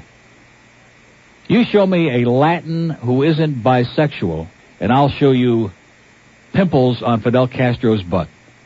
Anyway, let's go to Pompano. Hello. Yeah, hi, See, Neil. you don't know what that means, and I don't either. It was purposely ambiguous, so you can make out of it whatever you like. Yes, sir? Yeah, hi. I missed the part of your show where you were kind of apoplectic. What is? Speak up, sir. Speak up. Don't be a coward. Get right to it. What I was saying, I missed the part of your show about where you were, your commentary about what happened at the track to you last night. What happened? What happened to me? Yeah. Oh, no, it's not just a comment about last night. It's a comment in general, and for years I have been urging Alan Finkelson to tell some of our French-Canadian trainers and drivers and horse people not to come back to Pompano Park and to stay where the moon don't shine up there at Blue Bonnets and elsewhere, because when they come down here, it is a disgrace what is put before the public. There was a horse, well, this isn't the only one, there are a couple of others, but last night there was a horse in the 10th race called Jeff's Awesome. It broke down? No, it didn't break down. Oh, that's the one that got distance last time. Last time, he had won the time before in 59-1 with an outstanding last quarter. Right. And last night was dropping down, was only 6-1 in the morning line, went off, I think, about 13-1, which isn't, like 99-1. He had a shot, you figured to be in there, you knew the race would be slower. The race went to 59-2, which he had won a couple of weeks ago in 59-1. When they went to the half, he must have been 20 lengths behind. When they came to the stretch, he was like in the next race. In other words, he was like in the post parade for the next race was coming out. That's when he finished, about 8 minutes later, 400 lengths. He did not make a break, didn't break down. He just was walking on his hands and knees. And I suggested to Mr. Finkelson that horses that perform like that once should be forced to qualify before we're asked to indulge our hard-earned dollars to support tangible support again. Well, they usually are, but I noticed that used to be a pretty good racehorse. Jeff's Awesome. But you're missing my point. That's not the point. I mean, Secretariat used to be a good racehorse too, but I don't think he's going to be running at Aqueduct today, He's not in good shape.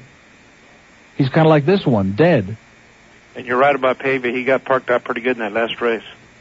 Well, I'm not talking about Pavia. I'm talking about Richard Kent with the 3-horse, which had the 2-hole, 40-1, had no chance to win the race.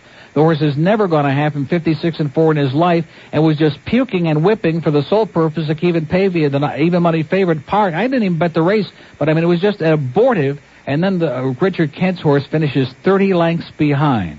Doesn't that bother you, sir? Yeah, I noticed that. If he sits the 2-hole trip, he might even finish second. He might get second along, get a pretty good trip. And all he accomplished was finishing last by 30 lengths. Neil, let me ask you this. I noticed you put a lot of credence on the drivers. But in a lot of those races, they're all catch drivers. They're all good drivers. What does that mean? Well, don't you think that the driver's only as good as his mount? In some cases. I'm gonna say it again. Kevin Wallace, who got 3 days for a little interference suspension, but Kevin Wallace is the best driver on that track, bar none, sir. Don't ever forget that. He can drive circles around those people. Okay? I happen to think Peter Wren is.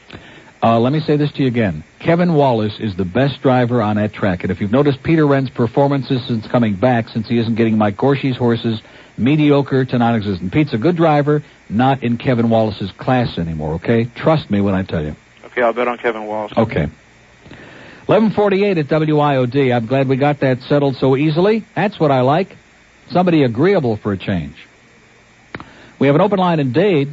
Maybe we'll get a call today from Renee Nadan, the trainer of Jeff Sawsum last night. Get a little update on the condition, and maybe we'll get a call from the stewards, too, to see if he's crossed the finish line yet.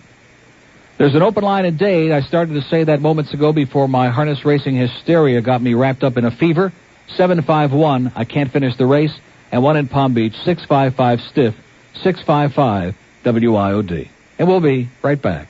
11:51 at WIOD. We have an open line today. You know what I need to do? I need to get that sports section that you're reading right now because we have no papers in here, and Phil Saltzman will be calling, won't he, and be bugging me. So I'd rather beat him to the horse's butt today, so to speak, and pick another loser like that Parsimonious we had yesterday. That's also still here he comes. Hit him, Herbie. Attaboy. He's going to make it. Okay. Better late than never. Right, Ian? How you doing, Neil? What do you want? I don't know, just to say hey. You know, I got to be honest with you. We got an Ian Spy report. Kelvin, who's a great guy, came to the track to Calder Friday for our remote, showed up, supported us, was enthusiastic. He said Ian's not out here because he's really pissed off at you because of what you said about the hurricanes. I thought that was childish and... No, you really... Wait a minute. Okay. Can I finish my statement and then you can correct me? Sorry. I thought it was childish and depressing. Are you finished? Yes. Okay. That's not the reason I didn't show up. But I did disagree with you. But I would show up... Oh, I see. So, in other words, if you don't agree with everything that I say, now Rick and Suds can take comfort in understanding why you're so fickle. Because as soon as somebody says something you don't agree with, then up yours. Is that it, Ian? That's not why I didn't show up, though. What? That's not why I didn't show up. I had to work a little with my dad. But well, guess what? We somehow survived. Isn't that incredible? Yeah, but, well, can I say one thing about Kelvin? Here's my horse in the first race, ladies and gentlemen. Angel Mine with early fire strikes again, striking terror into the hearts of parimutuel players from coast to coast. Angel Mine in the first.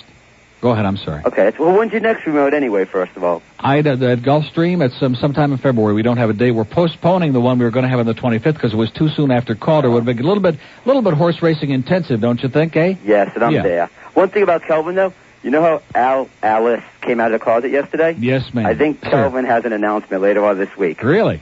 And that's all. Well, I sure hope he's sitting on my knee when he makes it. I don't know. The other day we were at it. You don't know? He started talking how he wants to grow his hair long and blonde. That's all I got to know. How about on his head? No. Oh, one thing about ratings, Neil, about Steve Kane. If you ever went away, like, to New York for a couple months, like he did, and came back, you know your ratings would blow his away. Like, you would, no matter where you are, you would have more than a 1.3. Can I say this to you? Okay. The fact that Mr. Ego... Yes. Was in New York talking about Neil Rogers on the air in the morning on WABC, having the urine lady and the same old chronic guests on, indicates to me that he has a very limited repertoire, as in mouth breather. See, I mean that's not having a clever debate or sparring with a caller. Okay, and I'm not talking about mouth breathers, and there are some of those. I'm talking about people who sound relatively intelligent, who have a different point of view, and as soon as they spend about 20 seconds saying that maybe they enjoy Rick and Suds or anything that takes a different point of view, that's it. That's the repertoire. There are three things, and all the rest is strictly filler. It's Uncle Neil is this, and Uncle Neil says that, and Uncle Neil is great, and Uncle Neil stinks. That's number one, far ahead of all the others. Number two is Rick and Suds suck, and everybody's coming over here. That's number two. And number three is tied in usually with number one or number two, okay? That's it. And I think number one and number two are very good apropos in this case. Have you got it, Ian? But I thought you were the guy that was giving me a big song and a dance just only weeks ago about how you were so excited he was back. No, and but remember... Come on, you're a fickle pickle, Ian. You're like a butterfly in a heat, Ian. But Rick and Suds, I started getting into them a lot more, I guess. Well, we don't want to get into that. Well, okay. And one thing, if the Dolphins go to the Super Bowl in Tampa, would you go? Are you kidding me? Of course I would go. You got tickets? I'd take Rick Weaver's spot. Oh, okay. And one more thing about ratings. How did QAM versus WIOD do in the sports talk ratings? Oh, jeez. I got all the stuff here, but I never thought anybody would ask today. Well, Well, we don't have the hour by hour. The book won't be in for a couple of days. I can give you 7 to midnight. Okay, that's what I know 12 plus 7 to midnight. IOD had a 3, which was... nah, that's not right. That was 25 to 54. Just a second. Okay. Well, you're a pain, Ian. You really are. I'm sorry. You're a pain in the ass. Sometimes I feel like crap. Okay, here we go. Thank you. Nighttime, 7 to midnight, 12 plus. WIOD had... Where the hell are we? Boy, are we on this page even? We had a 3-3 up from a 2-9. Hank is moving up. He was only on a part of that thing. We're increasing at night. And WQAM, 7 to midnight, had a 1.2 down from a 1.5. Uh-oh. Oh. Uh-oh. Here comes the bunny. There goes your money. No more Mets. Okay. Does that answer your question? Yes, I appreciate it. Ian, have a wonderful life, and as soon as Kelvin's ready for the announcement, believe me, we are ready for him. You guys have an exclusive. Okay. I'll talk to you later. See ya. Have a good day. It's 11:56 at WIOD. Boy, do I feel great today now that I left my contribution to the breed last night. Here's a Starline Mobile in Fort Lauderdale. Neil. Buenos dias. Hey. I was just wondering, since I am on the Starline and all those crappy mobile phones called in, yeah. I was wondering, how does this radio phone sound? Radio phone? Yeah, well, you know, it's a cellular phone, so it's radio waves somewhere around 800 meg. Excuse me? Well, yeah, but just the way you put that, I mean, it was like so pseudo-intellectual. I was incredible, like very technical. Yes, well, How does it sound? Yeah. Crappy. 11:57. That was okay. He just wanted that. Why do you always put on West Palm Beach? It sounds like Big Al from Boca. Are you Big Al from Boca? Hello. Hello. Is this Big Al? Oh, this ain't Big Al. This is Big Jim. Okay, hold on, Jim. Same difference. Oh, is this Jim? Yeah. Is this our ticket plunger? Yeah, this is Ticket Jim. Chicken Jim. Ticket Jim. Chicken Jim? Ticket Christmas list Jim. Hey, listen, don't let Marlon Brando get a hold of you, Jim. You hear that story? Okay, I'm sorry. How you doing? I could, no, I didn't hear the story. Why'd you tell me? Nah, I don't want to tell you. You're not on the air. So what's going on, Jim? Well, I'm gonna see out there, you know, figures. But the last time I went to a Power Mutual joint, it's been hard for me to get down there. I was at Biscayne, and they put the wrong dog up. Mm-hmm. Monday I finally Here comes the bunny. Yeah, Monday I finally talked my friend into going down to Pompano. Hasn't been there all year, and the power went off. And you guys already left. You must have finished dinner already. Yeah, that's right. So We last just eat and night, run. I got stuck down in North Miami. I said, gee, I can't get to Pompano in time. I'll catch the last 3 or 4 races at Hollywood. What happened? A dog caught the lure. You are what they call a kiss of death, Jim. Snake bit. I wish, but you could have driven Jeff Awesome in the 10th race last night at Pompano Park. You'd have been awesome. Do you know Stanley Dancer told me I had great hands to drive? Did he? I'm still waiting for Larry Roll to teach He keeps telling Harold Kelly that too, but it doesn't seem to be getting the job done. Stanley, by the way, had a horse that went off 1-5 last night in the second race. And I had the winner in that race, by the way, but didn't bet him flat. I had him in the double, did not have the double because the 40-1 shot won the third race. And Nadine Lobel won the second with Sepp Nichols. But anyway, brief attire with Harold Kelly, went off 1-5. Stanley Dancer trained the second race. You know where he finished? A desperate third. A desperate third. Whipping, slashing, and gasping for oxygen in the deep stretch. Now, let me ask you something. As Stan Bergstein would say. How much did double pay? Right. A lot. It paid like $268 or some drag, or $600. $600. Now, there's nothing like those dollar double wheels. There you go, With Jim. all. Well, listen, here comes the bunny. We'll see you Friday. 10th race, Christmas. I'll be there. Don't forget. Okay, and say hi to Renee Nadon. Okay, and Don Brainerd and Jeff Gregory. Jeffrey, somebody's going to have to put you over their knee and spank you, baby, or something we're going on there. What is your story? We got an open line in Palm Beach, 655-9463. We're going to turn you over to Kelly Shepard if you don't watch out. What do we got? We got Elaine Etor with the news. Wow, what a tweet. Then we'll come back at 12:05. We got Rick and Spuds at 2. We got Sports Talk at 6:05. Guest Ray Bentley, linebacker of the Bills. Hank Goldberg, 8 to 11 tonight. News Talk Radio 610 WIOD presents The Neil Rogers Show. To get in touch and talk with Neil, dial 751-WIOD from Dave. Well, Kelly, in you're a Broward, it's 524-WIOD. Palm Beach, 655-WIOD. And Bell South Mobility customers, make it a free call by dialing star IOD. The opinions expressed by the guests, host, or callers are not necessarily those of this station. Now here's Neil Rogers on News Talk Radio 610 WIOD. You've seen him on Channel 7 News. First as a two-bit reporter, Now, as a two-bit anchor that wears more makeup than Tammy Faye Baker and Mary Kay combined, Rick Sanchez sings.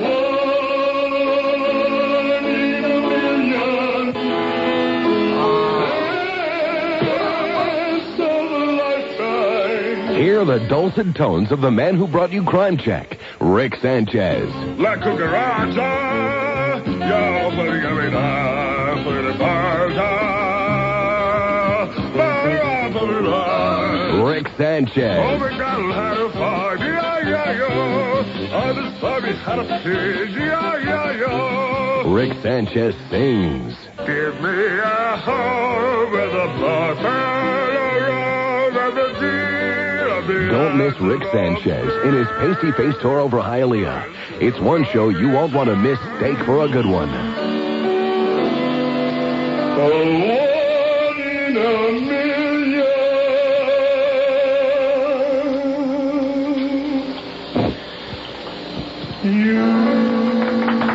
Rick Sanchez, he loves his audience.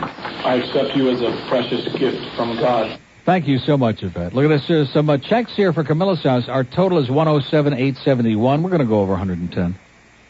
We're going to go over 110. What is this card? What is this picture of a lion? To the king of beasts of talk entertainment radio, like this picture of the lion. Woo! Oh, from Gilbert. The card's from Gilbert. The writing was like prepubescent. Now that explains it. You know, Gilbert's getting a little much. You know what? Don't you think so? The remote had called her. I thought he was, although we stifled him pretty good, but he's just getting out of hand. Anyway, the reason I played the Rick Sanchez thing, did you see the thing in the paper? He's got malaria, and he's pretty happy about it. Because he'd been getting ill and chills and fever and, wow, sitting next to Sally and Penny. And it didn't know what the hell it was. And it said a priest performed the last rites, and he woke up, and he looked up, he thought he was in The Godfather. He was just confused. And now it's malaria, which is treatable, and he's grateful, and we wish him a speedy recovery.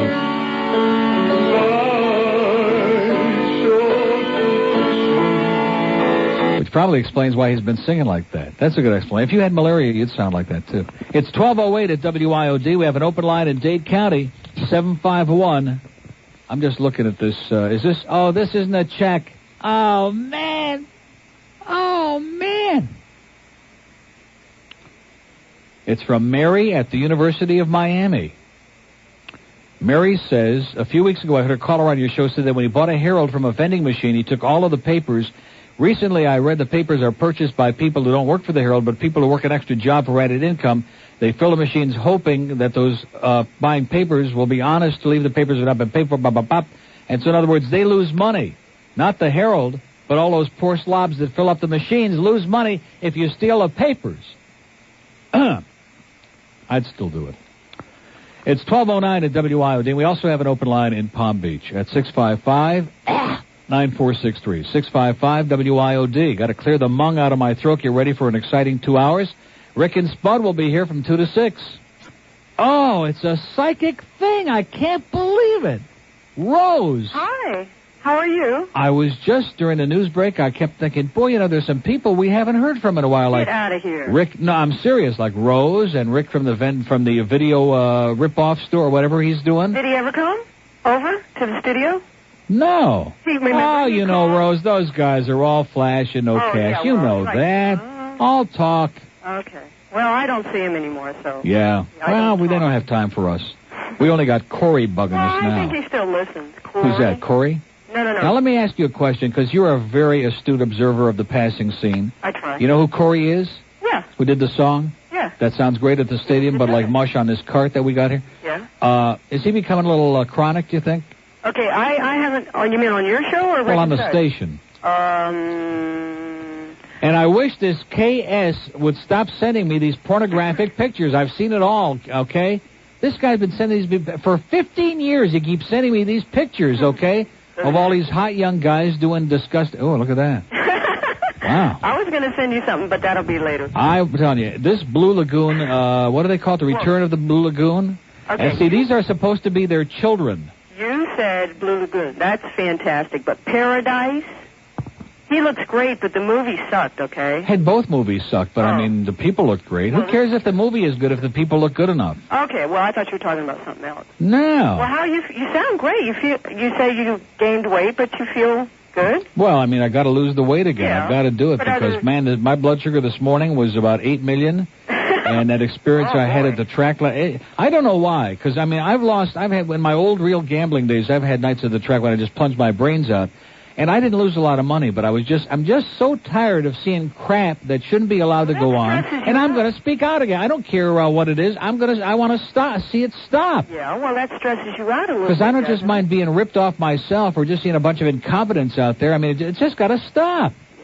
Well, and I think that some of those stewards over there ought to start opening up their eyes and start doing something about it instead of looking, up in the air somewhere. Well, I wanted to also tell you. I'm also sick and tired of Super Dave coming down to the table, sitting up there with Gary Seibel. Go up there with Mitchell, Dave, and just leave us alone, will you? You're bugging me. Can you believe Super Dave comes to the table now? What table? At the track. Yeah. For me and Fat Rich. We're just minding our own business, plunging our guts out, getting aggravated, and now we got to put up with Super Dave and Al Lombardo. Just everybody go jump from the roof, okay?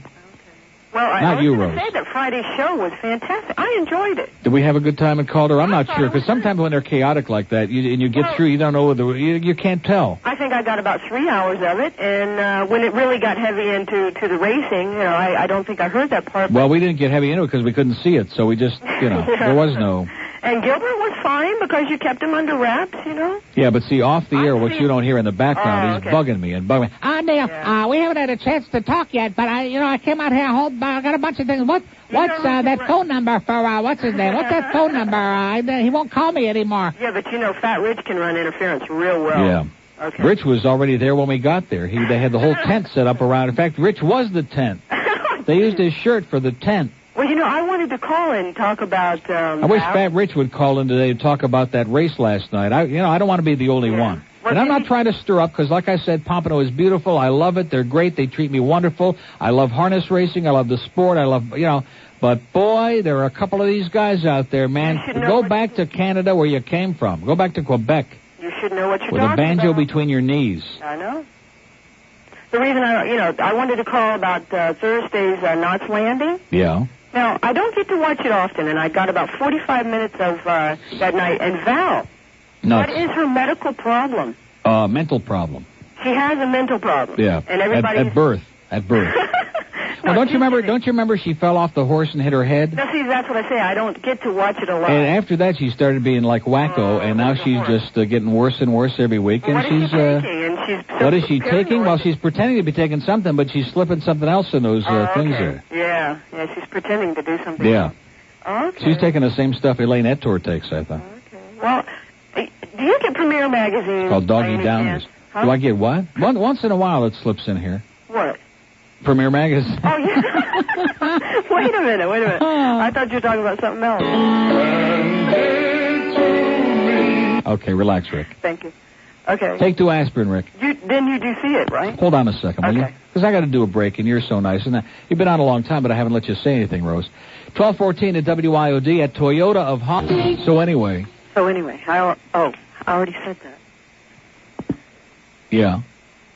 Rose. Yeah, I'm here. What happened? I'm sorry. I got caught up in something. You got cut off? Caught up in something. Oh, okay. Okay, we were talking about Premier Magazine, but they do show the up and coming in the like in the far future, like what they're making now, what they want to make as far as what movies and so forth. It's pretty interesting. Some of the stories, I see some pictures now and then. I think that's what I want to make in the future. Like Return of Blue Lagoon? Yeah. Oh, Rose, trust me, you'll be on the floor. Okay, you said Awakenings didn't appeal to you. Well, I mean, just the way Cosper described it. Of course, he's such a sude. I mean, and I saw the previews of it too. Robert, I got to be honest with you. The more I see of Robert De Niro, the less I like him. You know why? He's always got that same expression, that same, you know the one I mean? Yes, always different. It's always the like, same. Like even in Goodfellas, which was a very good movie, but he still always had that same, you remember like in Godfather, Marlon Brando had that one Like when Sonny got shot on the causeway, and he had that one certain expression, you know what I mean, like hopeless, and that like stood out. But he didn't always have that on his face. He had like different expressions, especially with all the cotton in his cheeks. It was like putting it in different places, some of which we can't mention.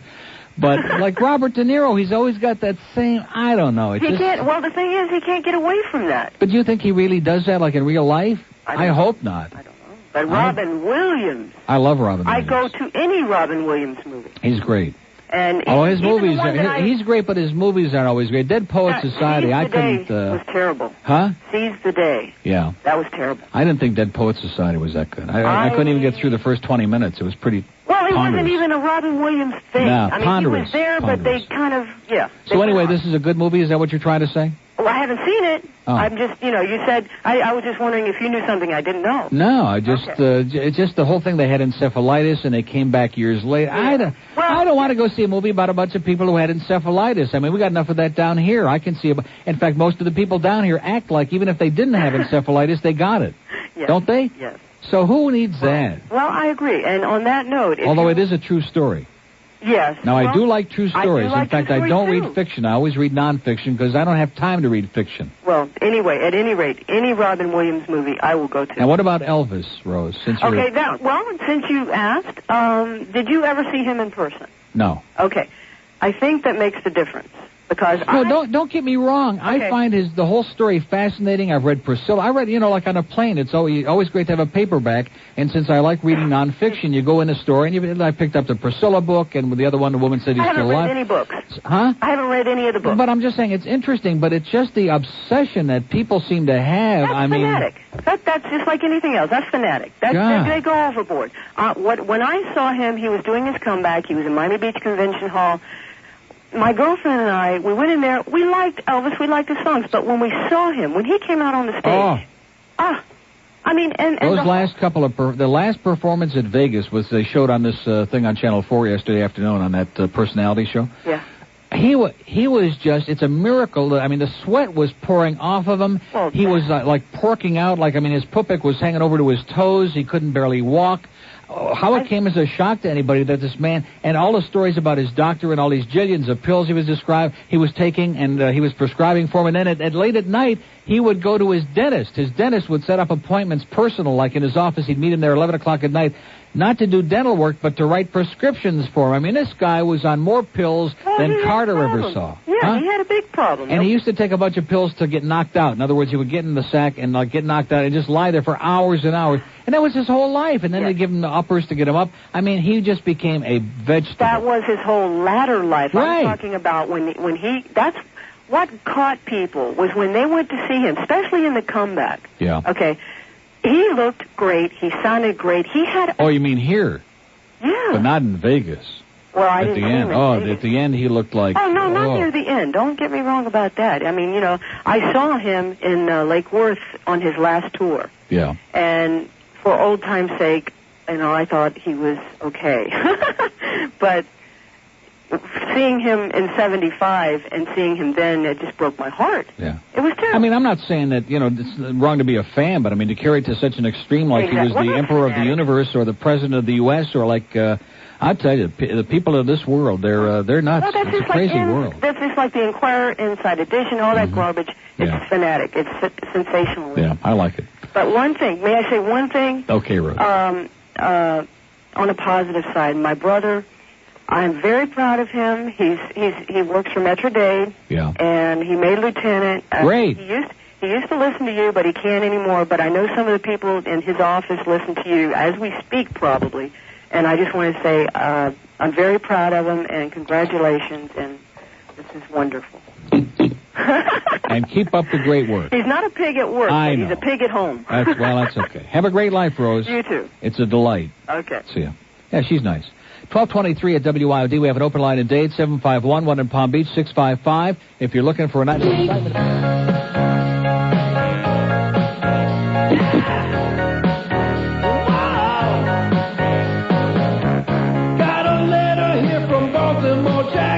But the mailman just left, and he ain't coming back. Missed the pickup from the Federal Express, but I got me a plan to get out of this mess. Everybody's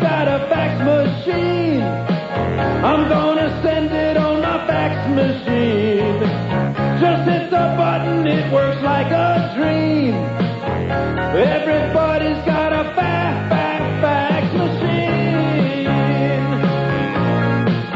Oh, you make a photocopy of your boss. Oh, then you forge your boss's signature. Fax it to the chairman of the board. Then watch your boss get booted out the door. 'Cause everybody's got a fax machine. It's a new way to be really mean. Just hit the button, you can be obscene.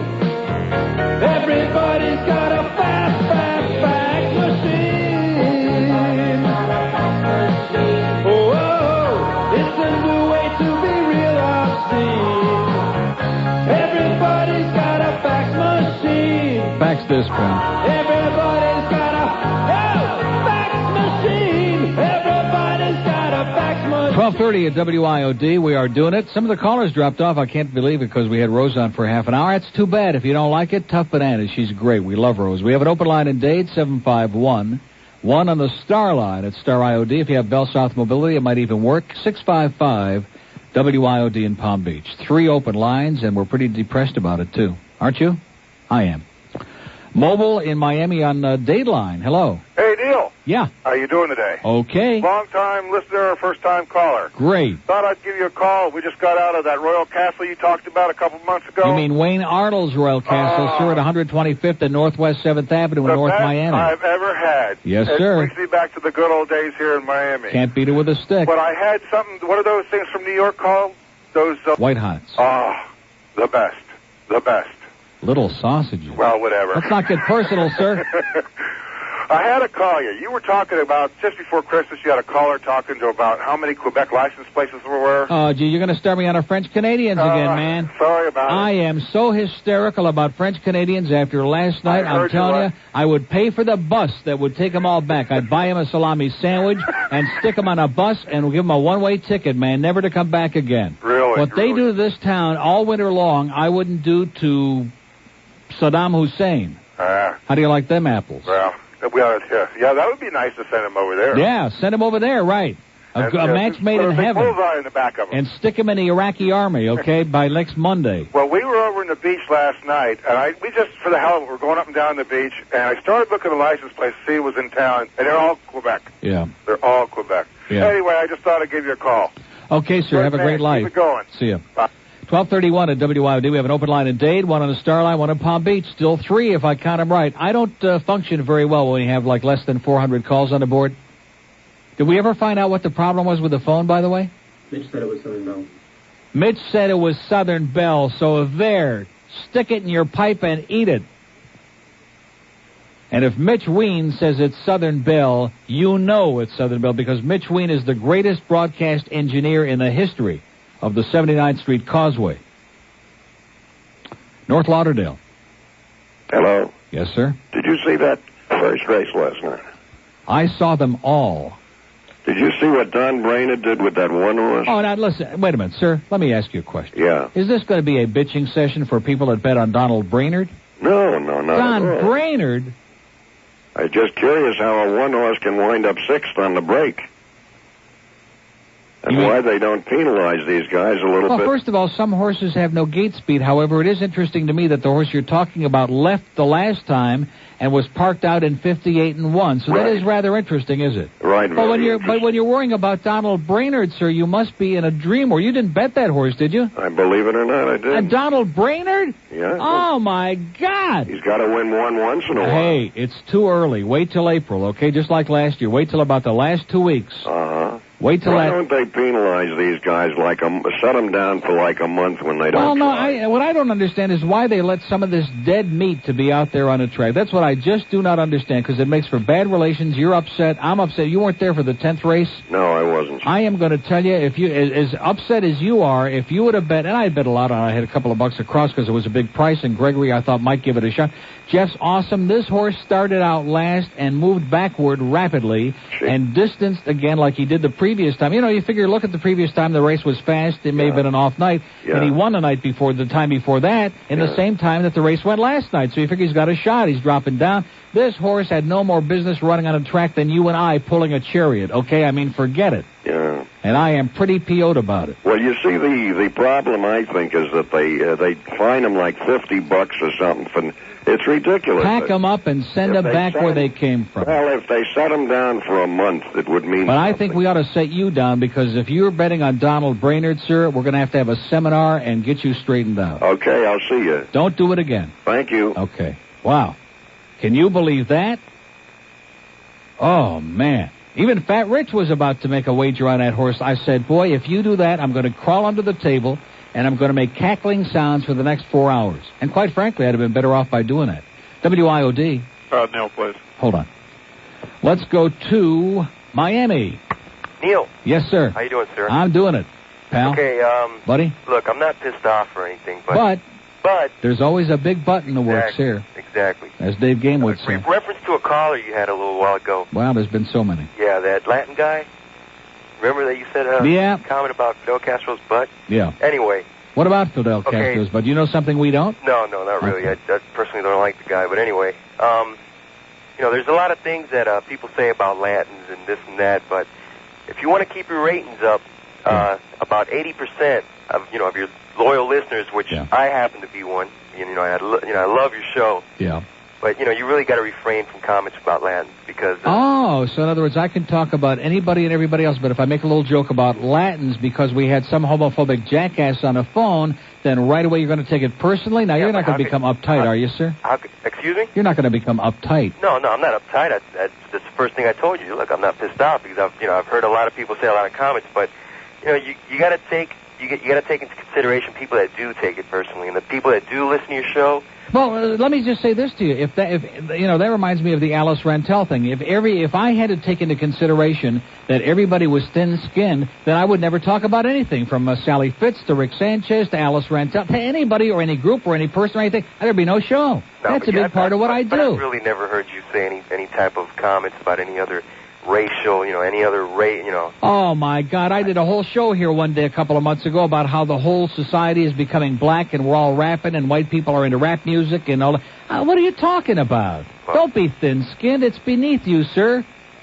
Yeah, maybe you're right. Consider the source of the call we were talking to, okay? Consider that slimeball who's busy picking at Fidel's butt. Anyway, I got a little message for Mr. Dave Game and Willie. And Sims, is it Sims? Willie Sims? Willie Sims, yeah. Yeah. They try to get him on a Nutrisystem or something because these guys shouldn't even be working for anybody. Just a comment, that's all. Okay, listen. Yeah. How big is your TV screen?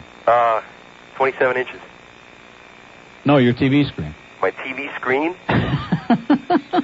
Have a great day. All right. See you. 1237 at WIOD. Hey, listen, he should be stand up tall and proud, if he can stand up.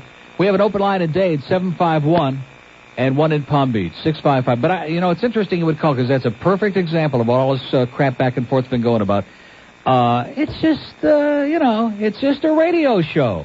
And that's true. It's not, I don't say that to be like a cover-up. It's a show. It's life. If you can't have a good laugh at yourself and at life is a joke. WIOD. Yes, I'd like to speak to Neil, please. You betcha. Hold on. 22 and a half before 1 at your insecure, idiotic, ostrich-sized station, WIOD. Anyway, it's 1240 at WIOD, and Eliana is up on a chair there. Well, no, she's writing on a blackboard.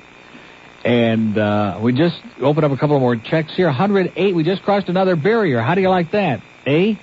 Hey, Uncle Neil. The new improved skinny Johnny Dark here. You're supposed to be in the next break. Anyway, I thought it was the other thing in there. I don't know what's... See, the machines are on the floor. Now I got to cue that up again. Jeez, Johnny, cut the crap, will ya? I thought Doucheman was in that thing, but that's what happens when the cart machines are on the floor, Mitch, okay? Blame Southern Belle for everything, but in the meantime, where's our cart deck? Don't you think, in honor of this really great book that I just had with a 6'3" and with all those great demographics, they ought to put that cart deck right there and cut the crap and stop with the excuses? Let's get on top of it.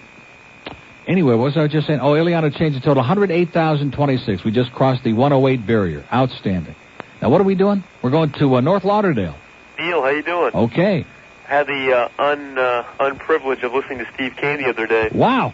And what a guy. He's pathetic, just like he said. Mm-hmm.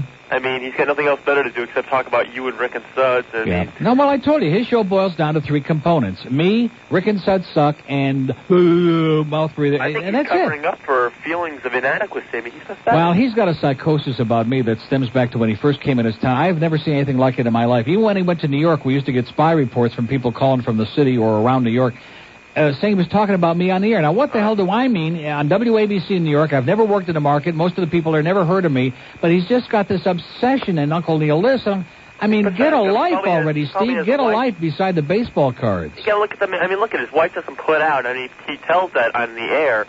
He lets everybody know about it. Come on, sir. Pathetic. Put up. Nah. Neil, I was also going to ask you. I just had a Let me ask you this. If you were married to Steve, would you be busy? Probably not. Probably not. Now, what was the other thing? Yeah, somebody told me that you had a hernia operation, and I just had one.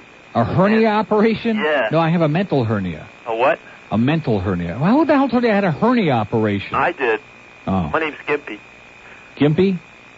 Yeah, everybody makes fun of my name. Skimpy? Gimpy. Yeah. Wimpy? I just had a hernia operation. Okay. 1243 at WIOD with Steve's brother calling in. We have an open line in Broward, 524-9463. WIOD, George is on the bat line. Yeah. Neil. Hold on. Is that Phil Saltzman? Okay, let's get right to it, ladies and gentlemen. The voice of reason is calling from Call to Racetrack, a man who gave you more 240 horses on Friday than we've ever seen in one card in one day. Neil, I've been listening to you most of the morning, and you are on a roll today, A man who invested $55 in a bet 3 and got back $22.60, but cashed. Attaboy, Phil, you're doing it. It's not important whether you win or lose as long as you cash. Now let me ask you a question. I don't want to get you involved because you're an astute observer for many years of the racing scene, torn up many a ticket. And did you hear my comments about this? And I'm not a bad loser. I'm really not, as you know. But there are some horses you see at racetracks that obviously don't belong out there, okay? And don't you agree that a little bit more could be done, would create a little more confidence with the public? I don't want to put you on the spot. Yes, is the answer to your question.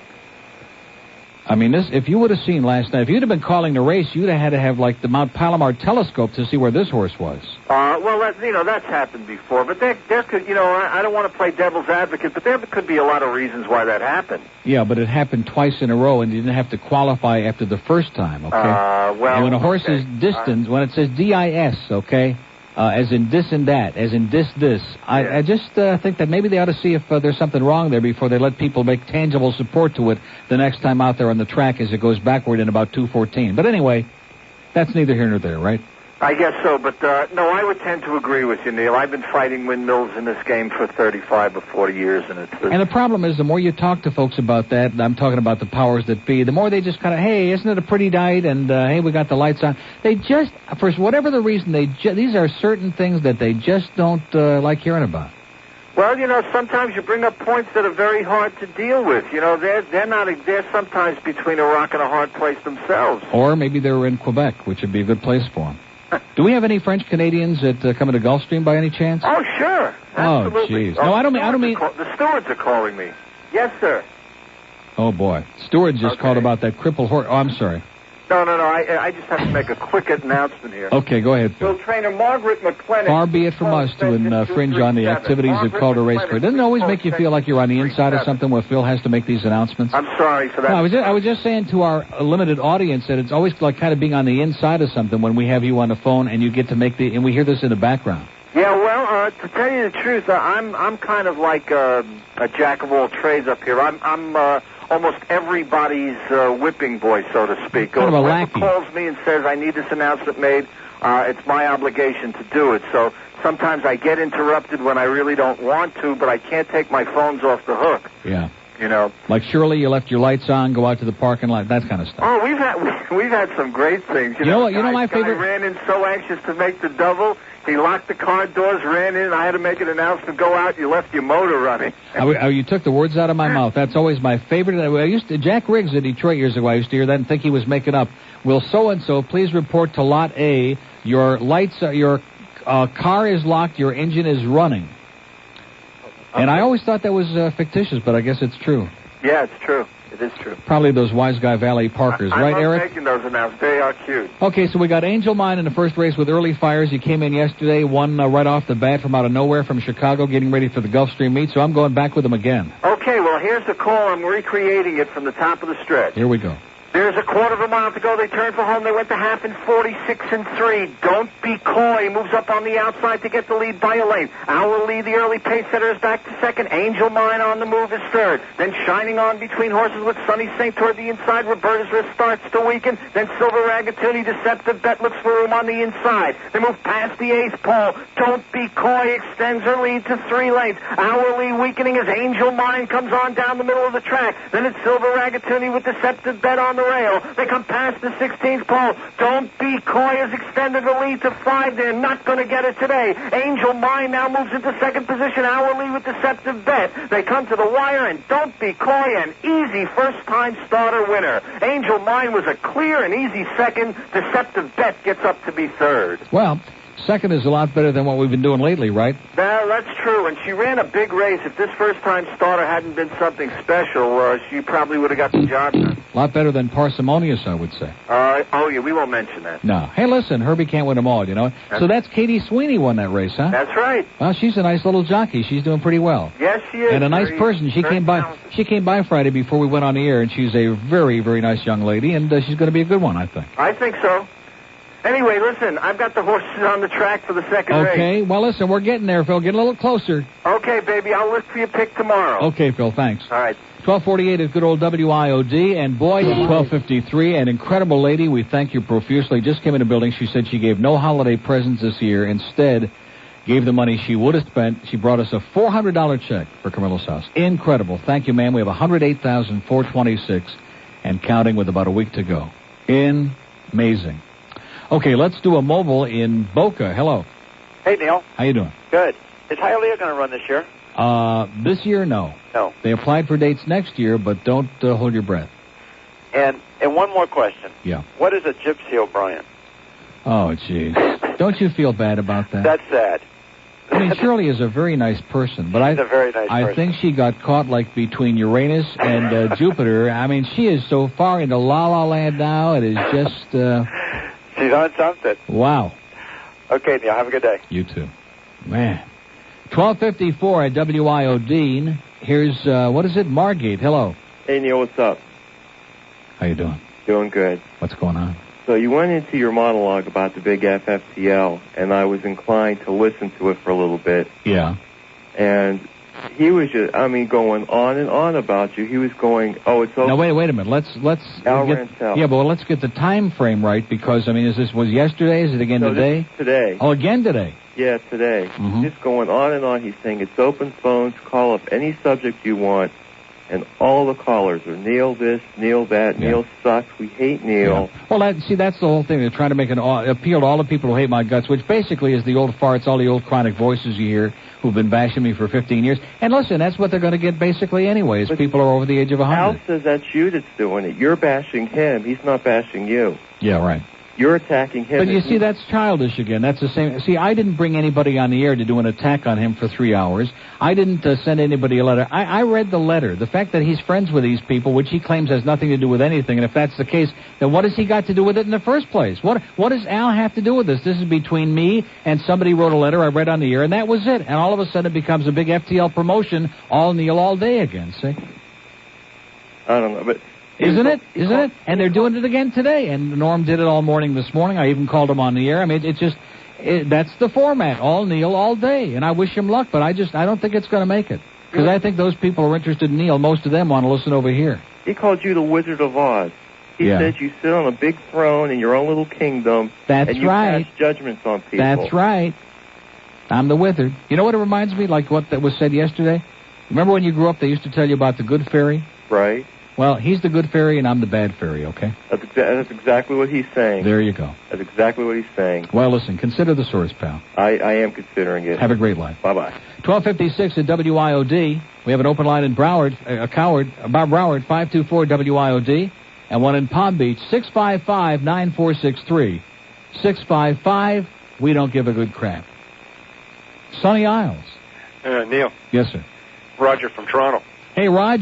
How you doing? How you doing, eh? This is our first call in. I want to say hello. We love you guys up there. Great. Well, wait a minute. What do you mean we love you guys up there? Up there? Yeah, up there we love you guys. How about those leaves, man? We lost again last Doing night. improved. Funny Yeah, but they lost. We needed that win last night, man. We're back in last place in the league again.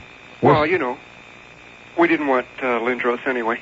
The ghost of Harold Ballard is coming back again, I think. New and improved. We need Foster Hewitt back. New and improved. Eh? New and improved. How Now, about listen, that? Neil, I don't want You know who I like on a Maple? Are you really a Maple Leaf fan? A diehard. We Dave- got tattoos on the bus. Do you want me to tell you a real player? Dave Hannon. Great stuff. This kid's going to be good. Well, my hero was always Davey Keon. No, I'm talking now. Don't be one of these people listening to past with Johnny Bauer and Frank Mahovlich and Bert Olmsted and Bobby Pulford and Ron Stewart and Carl Brewer and Tim Horton. We don't want to live in the past, do we? Actually, Why not? Brewer was in my store the other day. Carl Brewer? Yeah. I bet you Tim Horton wasn't in your store. No, I don't have that kind of coffee shop. Okay. Yeah. Neil. He's going to be on Dead or Alive Saturday with Chuck Meyer. Yes, sir. Exactly. Now, I don't want you to blow a good thing that we've got going for us here. Yeah. You know, we've been sending down these French Canadians Yeah, thanks a down to lot. Miami. Thanks Don't be a lot. sending them back. Thanks a lot, eh? Okay. Man, what is this, like getting even or something? No. Send them back, please. I want them back. Please. Keep them down here. We'll even let the Leafs win another game this season. How's that? What happened? Can you believe that? He hung up on us, eh? Come on, Raj, butch up a little bit, will you? WIOD. May I talk to Mr. Rogers? Yes, sir. Is this Lou? Yes. Lou Feynman? Yes. You know something? I got to be honest with you. This is Mr. Rogers. Yes. I opened up your package the other day. Yes. And in it, for the benefit of the audience, it was a douchebag, a real one. Yeah, and there was a note there. It said the check is in the bag. And of course, most people would think, throw it away. And I looked inside, and there was the check inside the bag. Yeah. Thank you, Lou. Hello. Yeah.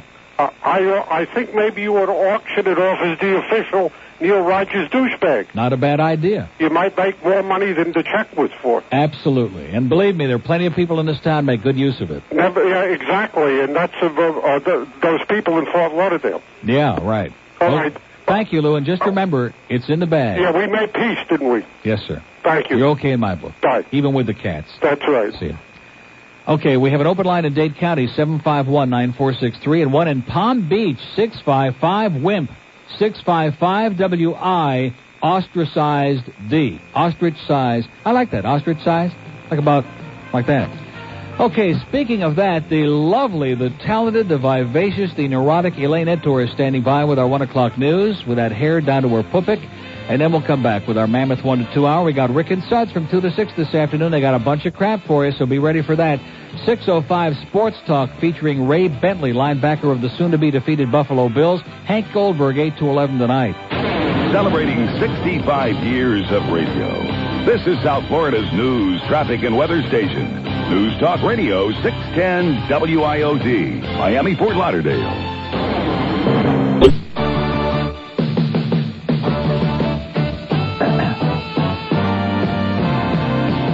Talk Radio 610 WIOD presents The Neil Rogers Show. To get in touch and talk with Neil, dial 751 WIOD from Dade. In Broward, it's 524 WIOD. Palm Beach, 655 WIOD. And Bell South Mobility customers, make it a free call by dialing star IOD. The opinions expressed by the guest, host, or callers are not necessarily those of this station. Now here's Neil Rogers on News Talk Radio 610 WIOD. No, I can't. I really can't. Let me tell you something. The only thing bigger than the 1 to 2 hour is that Debbie Ellis. Boy, is she a cow. Oh! Now back to Dog Jeopardy and your host, Alex Trebart. We move on now to Double Jeopardy. Sparky, you had the low score at the end of the last round. Choose a category, please. Horticulture for 200. The tough exterior covering of the common birch tree. No, I'm sorry, we cannot give that to you. It must be in the form of a question. What is bark? Sparky, you still have control of the board. Taboos for 600. And the answer is the new sofa and the poodle next door. Correct. What are 2 things you're not allowed on? Personal hygiene for 200. The answer is Because they can. Scruffy. No. Bonbon. Correct. The answer is because they can. The question, why do dogs lick their... Oh, and that means we're out of time. We'll return with Final Dog Jeopardy, where our category will be Scratch and Sniff right after this. Okay, sniff this. 107 at good old WIOD. It's our mammoth, our spectacular 1 to 2 hour. It's open phones today. You know what that means, boys and girls. Talk about Neil. Can we have we need to Mitch Lewis do a song called Juvenile? Juvenile, near the tune of, what is that tune? Whatever it is. I sometimes wonder. What is that song? Jezebel? Remember Jezebel? Hey, Suds remembers Jezebel because he's old. He is ancient. You know that Suds is 73? I'll tell you, no wonder he lives such a quiet, boring life. That's how he's gotten to look so good. He never does a damn thing. That's what his wife said. Miami. Uncle Neil. Yes, sir. How you doing? Welcome to House Party. Well, listen, Neil, I enjoy the 18 hours of Dolphin coverage every game day, but when are we getting rid of the ponderous Mr. Weaver? Miami has a Dolphin. What was it? When are we getting rid of Mr. Poppycock Weaver? No, I can't. I really can't. Well, he's been trying. 108 at WIOD. We have an open line in Dade, 751. Let's go to Plantation if we must. Neil. Yes, sir. Have you mentioned what's really important in society, that Ferguson Jenkins was elected to the Hall of Fame? Exactly. Another Canadian, ladies and gentlemen, Fergie Jenkins of No, Neil, actually, what I was going to ask you, do you think it took him so long to get elected? Could I finish my statement, sir, before you start sticking your big thing in there? Go ahead, Neil. Of the Chicago Cubs is what I was going to say. That's the important part. Okay. What is it? What I was going to ask you is, do you think it took him so long to get elected to the Hall? A, because he had been charged previously with cocaine possession, or B, is because he's from Canada. There's a drive hit by Salazar way back. It might be. It could be. It is! A home run! His 11th of the year. What is it? Have a great day, sir. And how about that Rod Carew? It's about time we got another Jewish player in the Hall of Fame, right? Amen. That line 4 looks like it's ringing to me, George. It rang at least once before you picked it up.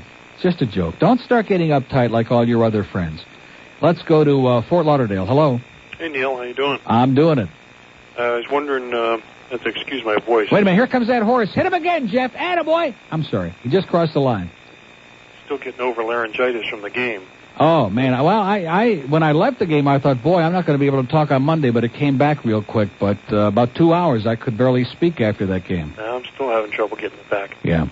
My voice, too. Did you see the paper today in Fort Lauderdale about Gulfstream adding the Bet 3 and the Pick 6? Really? Yeah. I'll be danged. Yeah. Well, let's see. Gulfstream opens on the 14th. Calder's last day is the 13th, which is what? Sunday? That's correct. And Gulfstream opens Monday. Because this year they're going to be dark on Wednesdays at Gulfstream, by the way. Right. Okay.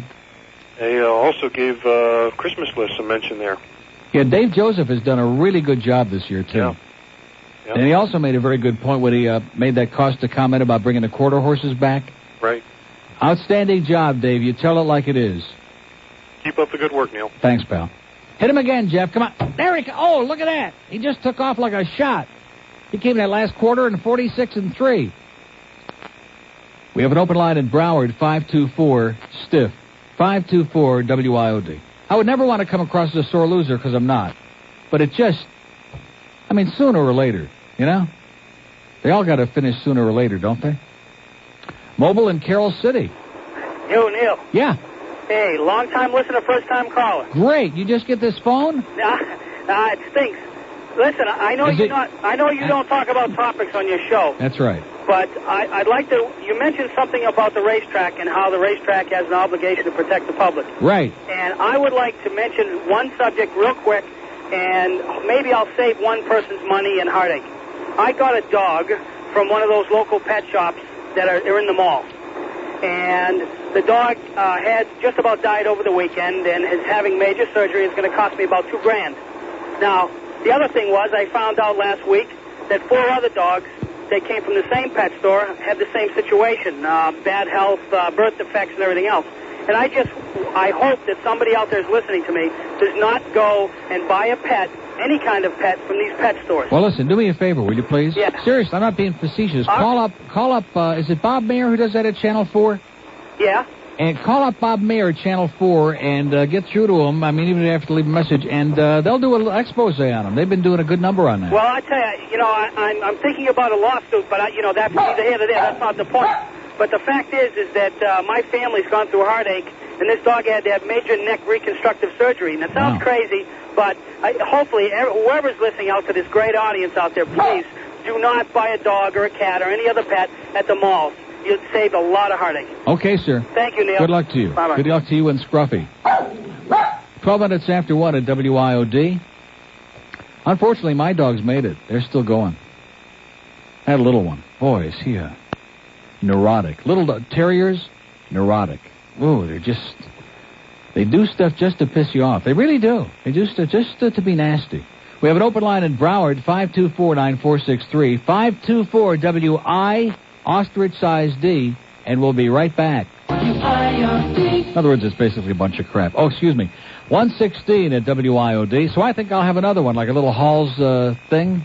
Oh, you know what? Gee, I don't have to do that, because in my bag over here, Tommy brought me my Nutrisystem stuff.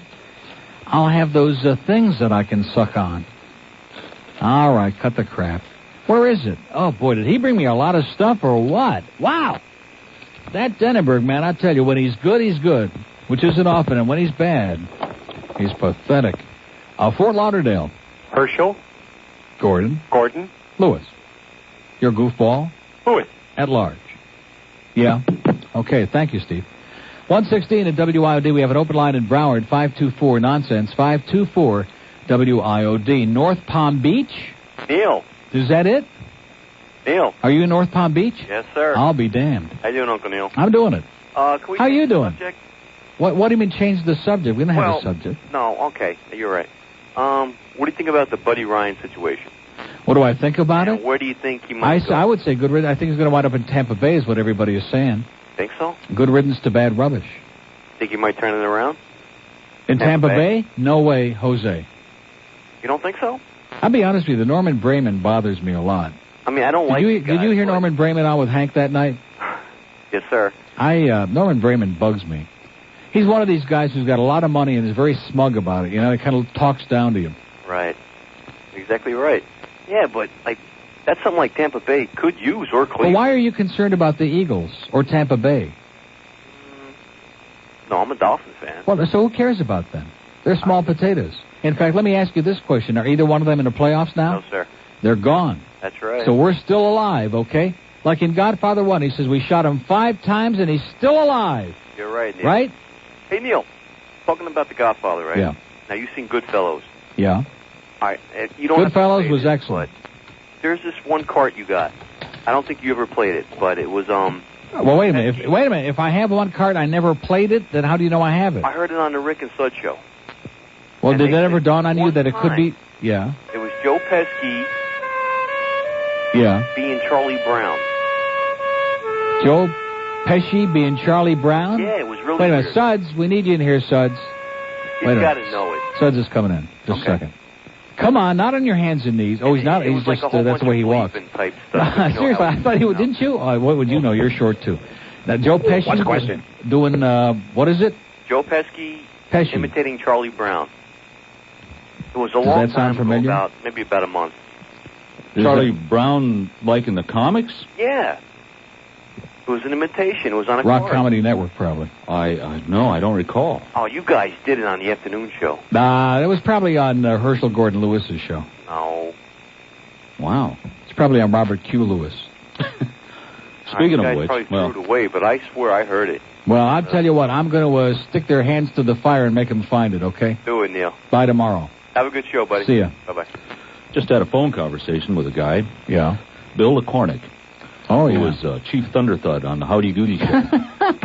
You remember him? Oh, man. You remember Thunderthud? Yeah. How could I Cowabunga. forget? Yeah. Well, see, he was the one, Cowabunga. Now, see, that bothers me a lot, because this Cowabunga Simpson crap is a ripoff, okay? That's like cool, dude. That went out with high-button shoes, that stuff, okay? Well, the chief says he listens to you quite often. Great. How about Dayton Allen? If you told me Dayton Allen listened, I would feel really He's up honored. in New York. I'd be impressed. No. Why not? Yeah. He was tremendous. I'm trying Those to are get the days, the weren't they? Chief and Buffalo Bob and Howdy, dude. Eddie Keene, who was head writer for that show for Rail. I bet if you get Eddie Haskell on, you'd have a big audience. What is it? Nuh-uh. That's The Simpsons. No. Well, it is Ninja Turtles, yeah. But it's in The Simpsons. The The Simpsons Simpsons use it, don't too. say that? No. Well, Bart says it. Does he? Yeah. He says it all the time. He says cowabunga? Dude. Once in a while, yeah. The hell he doesn't. We used to say that when we were surfing. Exactly. 45 years ago. Treading water, like you're doing now, Rick. What is he talking about? No, well, wait a minute. Why didn't we ask him about he's the card? Cowabunga police. Yeah. Why didn't we ask him? Well, go get him, and I'll do a spot, okay? Have you been to the Outback yet? Yes. Excellent. Twice. Wow. And, of course, you know Rick and Suds. They are pretty demanding folks. I'm serious. I am so excited about it. Roses are red. Their scent always lingers. If you think that's pungent, just pull on my finger. Wait till they get a load of me. Happy Valentine's Day. Can you answer me one question? Is that Jack Nicholson, supposedly, or is that the senator from Knots Landing? I bet the Knots Landing anyway. Have you ever seen Jack Nicholson and William Devane together? Never. They may share the same liver. Anyway, good old Roger from the Entertainment Report on the Mike Ranieri Show just called to remind me that Jack Atherton is a guy at Channel 4 who does the consumer bits, and he's going to be on with Chucky Meyer on our Saturday morning weekend extravaganza this Saturday from 8 to 9 in the morning, like for an hour, so you can call in the guy with the dog problem. They really do an excellent job. I'm not too excited about some of the Channel 4 news stuff, but that part, they really do it. So call him up with Chucky this Saturday morning, okay? Oh, Surfside, are you serial? Hello. Hello, this is Maxwell. Oh, yeah. How you doing, Neil? Okay, got to be a real short call, right, Maxwell? Yeah, very short. I just Okay. wanted to tell you all that rubbish yesterday. Don't pay no attention to it, you know? Yeah. Also, have you seen any good movies lately? Have I seen any good movies? See Bye Bye Birdie. It's a play down on the beach, the Beach High, Miami Beach High, starring Dora Stanions. It's a great play. It's just as good as the movie was. Okay. You'll enjoy it. Okay, Maxwell. Boy. Whatever you say. What the hell is he talking about? You know, wouldn't you think they'd speak the language we invented? There's an open line in Dade County, 751, no habla inglés aquí, 751 WIOD. Let's go to Boca. Oh! How's it going, Neil? Okay. Listen, who's that? You know in The Godfather Part 1 there was that guy they put the horse's head? What was his name? Waltz. Waltz, yeah. Did you ever see him and Marv Levy together? I saw them doing the waltz together, as a matter of fact. I hope they do the waltz together after this game Saturday, okay? Tell me about it. Maybe Marv Levy looks like he's been stuffed and petrified, doesn't he? Yeah, he's like one step away from Jerry Burns of the Vikings. He looked like he's all half dead on the sideline. Just put a horse's head in his bed. In addition to which, the last Jewish football coach I can remember was Allie Sherman at the Giants. Remember what they did to him? Yeah. Goodbye, Allie. Boy, do they hate him like poison. Put him on ESPN with Chris Berman. Exactly. Hey, I like Chris Berman, but I got to tell you something. That Bud Bowl crap has got to go. That is the most pathetic, juvenile. Aggravates me till no end. You know in The Godfather Part 1, you know what I thought one of the best parts in the whole movie, when Luca Brasi was sitting outside rehearsing his part. Oh, yeah. He kept on saying, Don Corleone. Yeah. Well, no, even better than that is when he finally gets to go in. Yeah. And he says, thank you for inviting me on the day of your daughter's wedding. Yeah, and then Tom like he stuck the apostrophe in it, your daughter's wedding. I know you are busy now, so I'm going to leave you, Don Corleone, something for your daughter's bridal purse. Uh-huh. Thank you, my valued friend Luca. I could do the whole dialogue. I've only seen it 700 times. Yeah, really, I can do it with you, bro. Let's be honest. There'll never be another Godfather 1. That was the definitive. That was, it had it all, the suspense and the drama and Marlon Brando. The others are good, but that was just the beginning and end of all things. Yeah, that was the best one. I can do the dialogue with you, among other things. Listen, but I like when he... Yes? This is not the show where guys call in to make dates. That's over with Alice now. Now that he's out, man, they're just standing on line. All right. I like when Kay asked Michael, she says, what is he doing that for? Who is that scary man? He goes, that's Luca Brasi. He helps my father with things. Yeah. I like that part. Anyway, Have a good life, Neil. And the same to you, pal. Oh! 12:49. 12:49? Where did that time come from, 12:49? What the hell is that? Isn't that bizarre? God. Boy, am I getting choked up from that last call. It's 1:29 at WIOD, but 12:49 sounds pretty interesting to me. We have an open line in Palm Beach, of course, if you care to participate, and if not, we don't really care. 655 WIOD, Sunny Isles. Hi, Neil. Hi, how you doing? Great, how you doing? I'm doing great. Good. Susan from Toronto, actually. How you been, Susan? Great. Well, that's great, eh? Love your show. We tape your shows when we're down here. We play them in our stores. As they say in the egg business, great, eh? Yeah. And you like Dave Hannon, do you? Mm. What about Al Frady? What do you mean, what about him? You like him? What do you mean, do I like him? What are we talking about, Susan? Are we talking about from his playings? I mean, Al Iafrate is an ugly guy. And he needs to go to the Wizard of Oz to get a brain. Yeah. Now, Hannon, though, I think is a good... I'm not talking about how they look, okay? Although I wish they'd bring back Jim Dory. Do you remember Jim Dory? I remember Jim Dory. We have season tickets. Do you remember Jim McKinney? Jim McKinney, my favorite player, Yeah. got his sweater. See, the Leafs used to be good, and we looked good. Now they just stink. But I mean, Yeah, no, but they're getting better. Hannon's a player, and I'll tell you, Inga's playing pretty good in the goal, eh? Yeah, not bad. Better defense. That's what does it. Right. That's what does it. And then Mike Krushelnyski is playing a pretty good game. Yeah. When we're just waiting for the Russian guy to start. Right. Yeah. How do you get all Gorbachev. How do you get all our games? You got a satellite. Yes, ma'am. Well, we got a satellite in Toronto, and we don't get. I mean, outside of our regular channels, we don't get hardly any of the Leaf games away. How do you get them? Well, you know what? No, I only get Saturday night. Oh yeah, Saturday night. Hockey night in Canada, eh? Right. What about Wednesday nights? You don't get those? No. See, those are you get that local. Yeah, we get that local. And I have ambivalent feelings because Bob Cole, I think, is pretty good, but I miss Bill Hewitt. I'm sorry. I agree. Bill Hewitt was the greatest hockey announcer in the history of the sport. He really was. You know, Foster was good, of course, but he was like an old time. But Bill Hewitt made those games so exciting. Cherry's great. In the beginning, I didn't like him at all. I hated him because I wanted to see the national anthem with the organ and the thing. That's a great spectacle. No, at the Gardens, though, that's fun. It's great. It's great. But Don Cherry, he grows on you. He's a lot of fun. He's got a big mouth like me, and I like him. That's why we like you. And we got everybody in our store. All the kids come in, listen to your tapes. Great. Outstanding. Well, the Leafs all the way, okay, some year. Great. Just remember, Punch Imlach lives. Thanks, Susan. Thanks, Neil. Bye-bye. Bye. Isn't that great? We're getting a few Maple Leaf fans here, eh? Wonderful. Boy, a week ago Saturday, they just beat the crap out of the Pittsburgh Penguins. And Pittsburgh was in a real hot streak, too. And they came in and we just pasted them 6-3, and I just loved it. It was like bring back the old times. Right, Bob Cole? Hey, Bob, grow some hair, will you? And Harry Neal, he's okay, too, but he's about 400 years old, isn't he? Man, I love when you get these, like, little coughing fits when you catch, like, a little hair in your nose, Rick. Wow. It's fun. And there's nothing... Have you ever seen, like, somebody on the news get that? Get one of those coughing fits? Oh, that's just... can you imagine being on camera? Because on the radio, you can shut off the mic, or you can play a bit, or you can just sit here and gag and puke like I'm doing, which I kind of enjoy. Because I like sharing everything with the audience, whether it's good or bad. But on TV, it kind of like...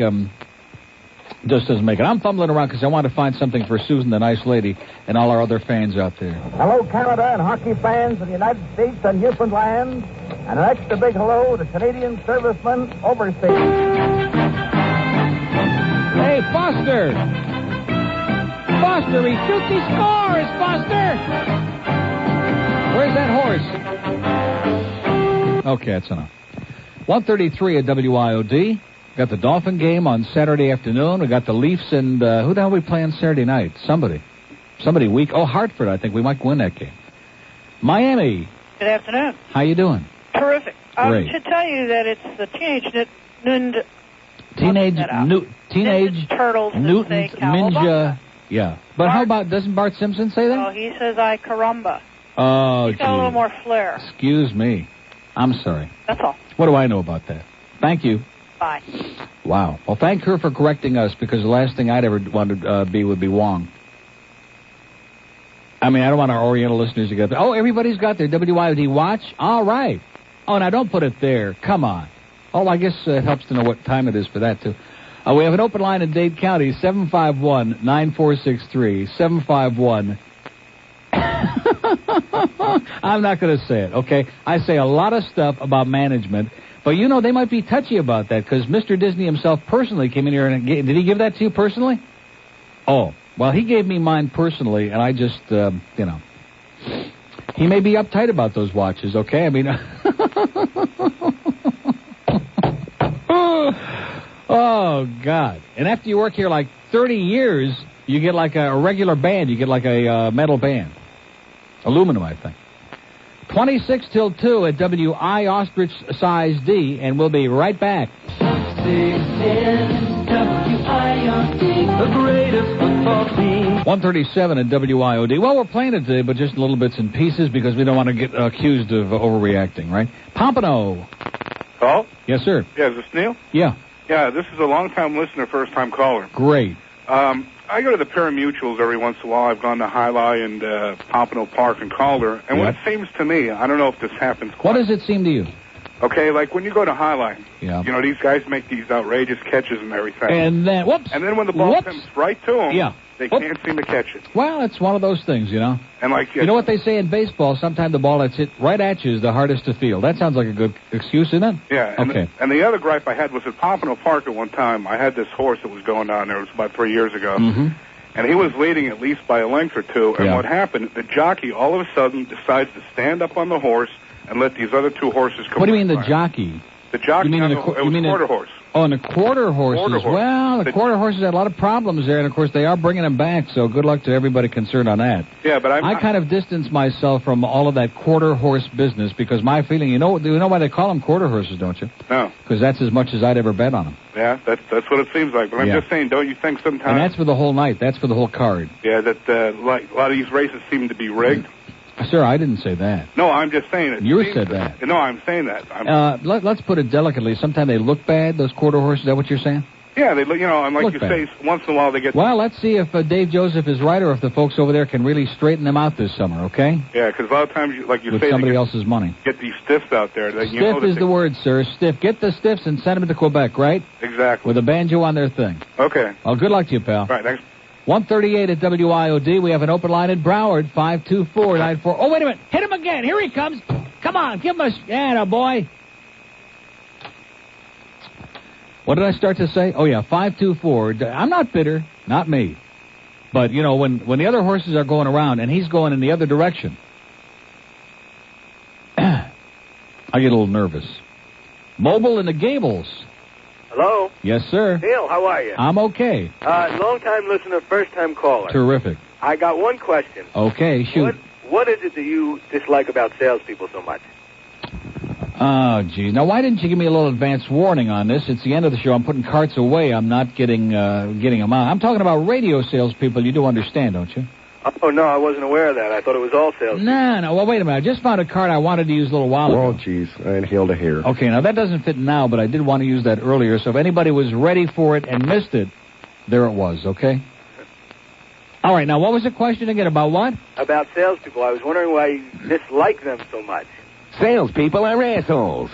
Okay. I love that little skit, but I don't understand it. Radio salespeople, sir, you've got to understand they're a different breed. Okay. They're all hatched out of a gigantic factory in Nashville, Tennessee, underneath the Andrew Jackson's home. They're underneath the Hermitage. They have a big barn back there, and all these gigantic eggs are pulsing.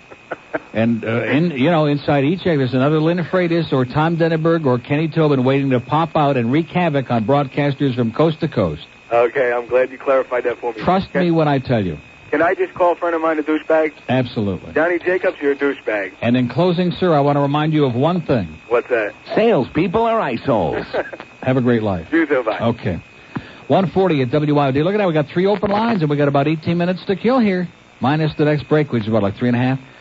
Well, I like to figure these things out arithmetically, okay? Get out your little slide rule and slide it. 751 WIOD in Dade. There's an opening there. We have one in Broward, 524, and one on at Mobile, Bell South Mobility. That line has been... Rose was great. She took a lot of time. People got a little PO'd about it. But she was excellent as always. And we had, was it Sally? Sally? Susie. From...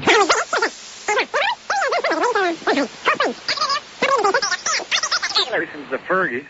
Yeah. Us loyal Cubs fans. Boy. Remember him when those he was long-suffering Cubs. Ernie Banks and Fergie Jenkins have played on all those miserable teams, and they just kept banging away doing their thing. with Sano and Kessinger Yeah, and Becker. right. Well, but that's not what I called him. I sure hope not. No, what I wanted to call about, Neil, and it was about, your... and have a little chat with him. No, I've already given him more than enough publicity, sir, okay? When he starts sending us a check for all the free advertising. No, you want to get serious for 1 minute? Sure. One thing I discovered today, when I came on, I did my little thing, which I was going to do regardless, okay, because I want to get it out of my system. I discovered that this audience, the people who are over here at WIOD, they're not interested in that. That's another one of those things, like WS News. In the past, with the radio wars and all that crap that they're trying to resurrect, it's all ancient history. It doesn't fly anymore. No, the only people who want to participate in that are all the old hens, okay? And I'm sure that those are the people who are over there right now pitching in with Al. Oh, yes, you're right. He's a bastard, and he rips everybody. And we don't want old hens over here. Old hen radio is not for us. That's WS News, and if that's what they want to resurrect, that's it. They're right on the right path for it, believe me. Old hen radio. It's like a hen party. Yeah, well, it's like when you used to talk about, or actually the Bird, I remember from long ago, used to talk about Sandy and her sugar cookies, and almost nobody would know what you're talking about. Yeah, but that was still fun. Sandy Payton. That was still fun, though. Oh, yeah, it was a cat. Sugar cookies. Ranieri liked it because he hates Sandy like poison. Hey, but He would never say that because he likes to be a nice genteel guy, but he hates her like poison. Can I ask one small request, O'Neill? Yeah, small as the operative word. Yeah, just a As in ostrich size. I know that Steve listens to your show all the time. Religiously. And let me point out another thing. Isn't it fascinating that when they had their opening in the Battle of the... He was going through this thing about, now that Al is on, he won't have to listen to Neil much anymore. He's going to be... If Al is so interesting, how come it is that Steve is with us, like, religiously almost every breathing moment? 10 to 2. Well, he wants to be back in IOD, I can Wow. tell. But what I wanted to ask... What's the question? I can handle it. Is that, Steve, if you're out there, would you mind picking up the $35 fine I got from the Coral Department for having to put all that aluminum foil in my trees trying to pick up your signal? No, I can't. I really can't. Have a great day, pal. You too, Neil. 144 at WIOD. That Henry, man, he's always there when you need him, isn't he? We have an open line in Broward. You'll never get on the air, but boy, it's going to be so much holding on, fun.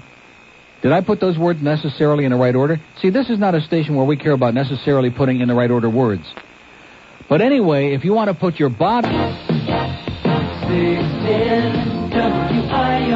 149. I'm going to do the Knots Landing lady in a second, but I just want to mention Chuck Meyer just came in, and we may get, preempted or bumped in a couple of minutes or somewhere between now and 2, so be prepared for that, because we may have a special announcement. Immediately, you realize it's like, about 7 o'clock at night over there now?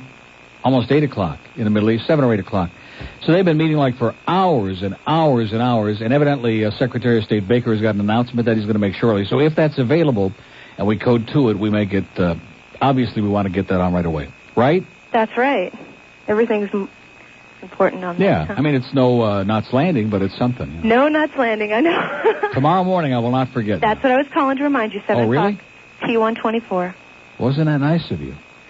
Tomorrow ought to be pretty exciting. I'll tell you one thing. You should make room for guiding light in your life. I think I might try to do that. What time is that on? 3 to 4. 3 to 4. And since you have a satellite, if you want to watch I can pick it up in the late afternoon. 4 to 5 on... those calls we had yesterday about F3 is changing and F1, I turned it on last night, like after midnight. Everything's the same place where they always have been. I don't know what that's all about. I haven't noticed anything different. I don't know. So I think maybe Mercury is in their Uranus or something. Don't you? I think the planets are all rearranged or something. Well, I'll be up there early. If not, at least I'll tape it. Okay.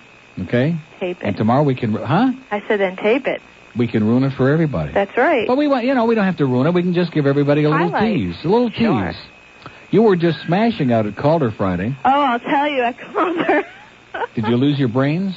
Yes.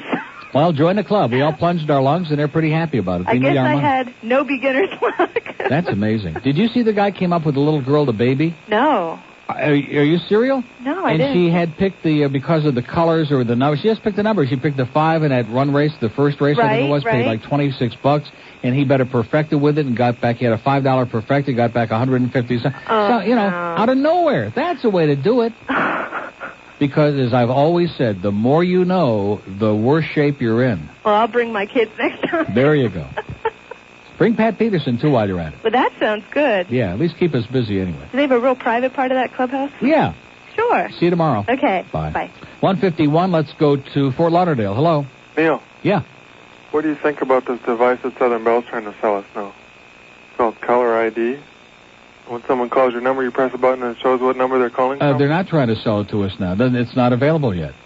Well, I read in the paper that they're going to try to sell this to us. What do you think? Do you think it's dangerous? Dangerous? Well, what if you had it there and you'd know everybody's number that called in? Yeah, then we wouldn't have to talk to jerks like you.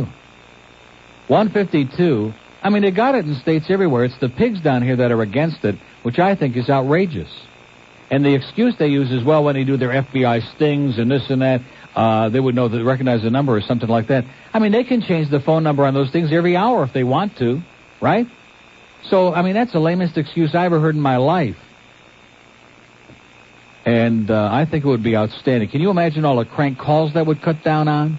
And how much more? I mean, from every aspect. They do it everywhere else. So Florida will probably be with it about 15 years from now. We're always a day late and several dollars short. And look at that. Johnny Dork is wending his way in here. Isn't that amazing? Just enough to make you want to get on your hands and knees and puke all over those CDs they have next door. Wow. And look at that shirt. This man, what is that movie about tall men don't wear plaid or something? What's the name of that movie? You know what I'm talking about. There! And this is an oxymoron, isn't it? Anyway, Oxy. You think that's on? He's busy in there. He's waiting for this big announcement. He's hoping they're going to blow the whole world up. As long as we leave him all the money. That's George, you know. Yeah. He's been deprived so long. Just leave him his wife and all the money, and they'll have a good time at our expense. So what is it, this major announcement? No. Oh, you have an announcement today, too? No. Wow. No announcement. Johnny is coming out of the dark shadows. I was going to say closet, but dark shadows kind of fit in. You see they're trying to bring back dark shadows? Yeah. Never be the same. We got to have Barnabas. Wasn't that what his name was? Yeah. Barnabas? That was a weird but enjoyable show. It was bizarre. Had its biting moments. So what were you about to lay on us about your great ratings on the coast? How were they? I didn't pay that much attention. Were they pretty good? Yeah, not bad. Number 2, 2554. When? Weeder beat me. Oh, in the afternoon, you mean? Yeah. Well, that's not bad. Oh, the coast was number. As a matter of fact, I think midday here I was number 2, 25-54 with a 6-4. That's not bad, huh? Yeah. Hey? Yeah. We're doing it. Yeah. We got a great combo here. And if they start playing good music next door, it'll be even better. What are they playing? What are you playing this afternoon? Anybody we ever heard stuff. of? Like got what? Incredible stuff this afternoon. Liz Welch? Liz Cooper? What are you playing? Give me are you still playing the Doobies, Elton the John. stuff that you played, like, what was it that I used Carly to love? Simon. Oh Girl by, what's his Paul name? Young. Paul Young. You still playing that? Yeah. Wow. I used to love that. You're killing it. What else?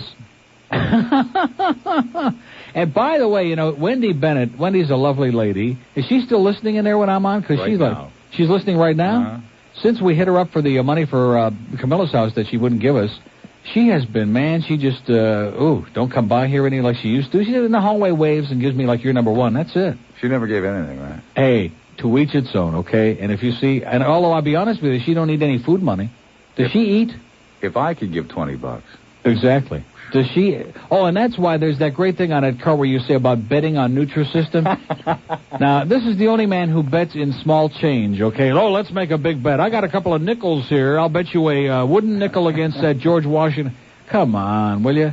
But does she ever eat?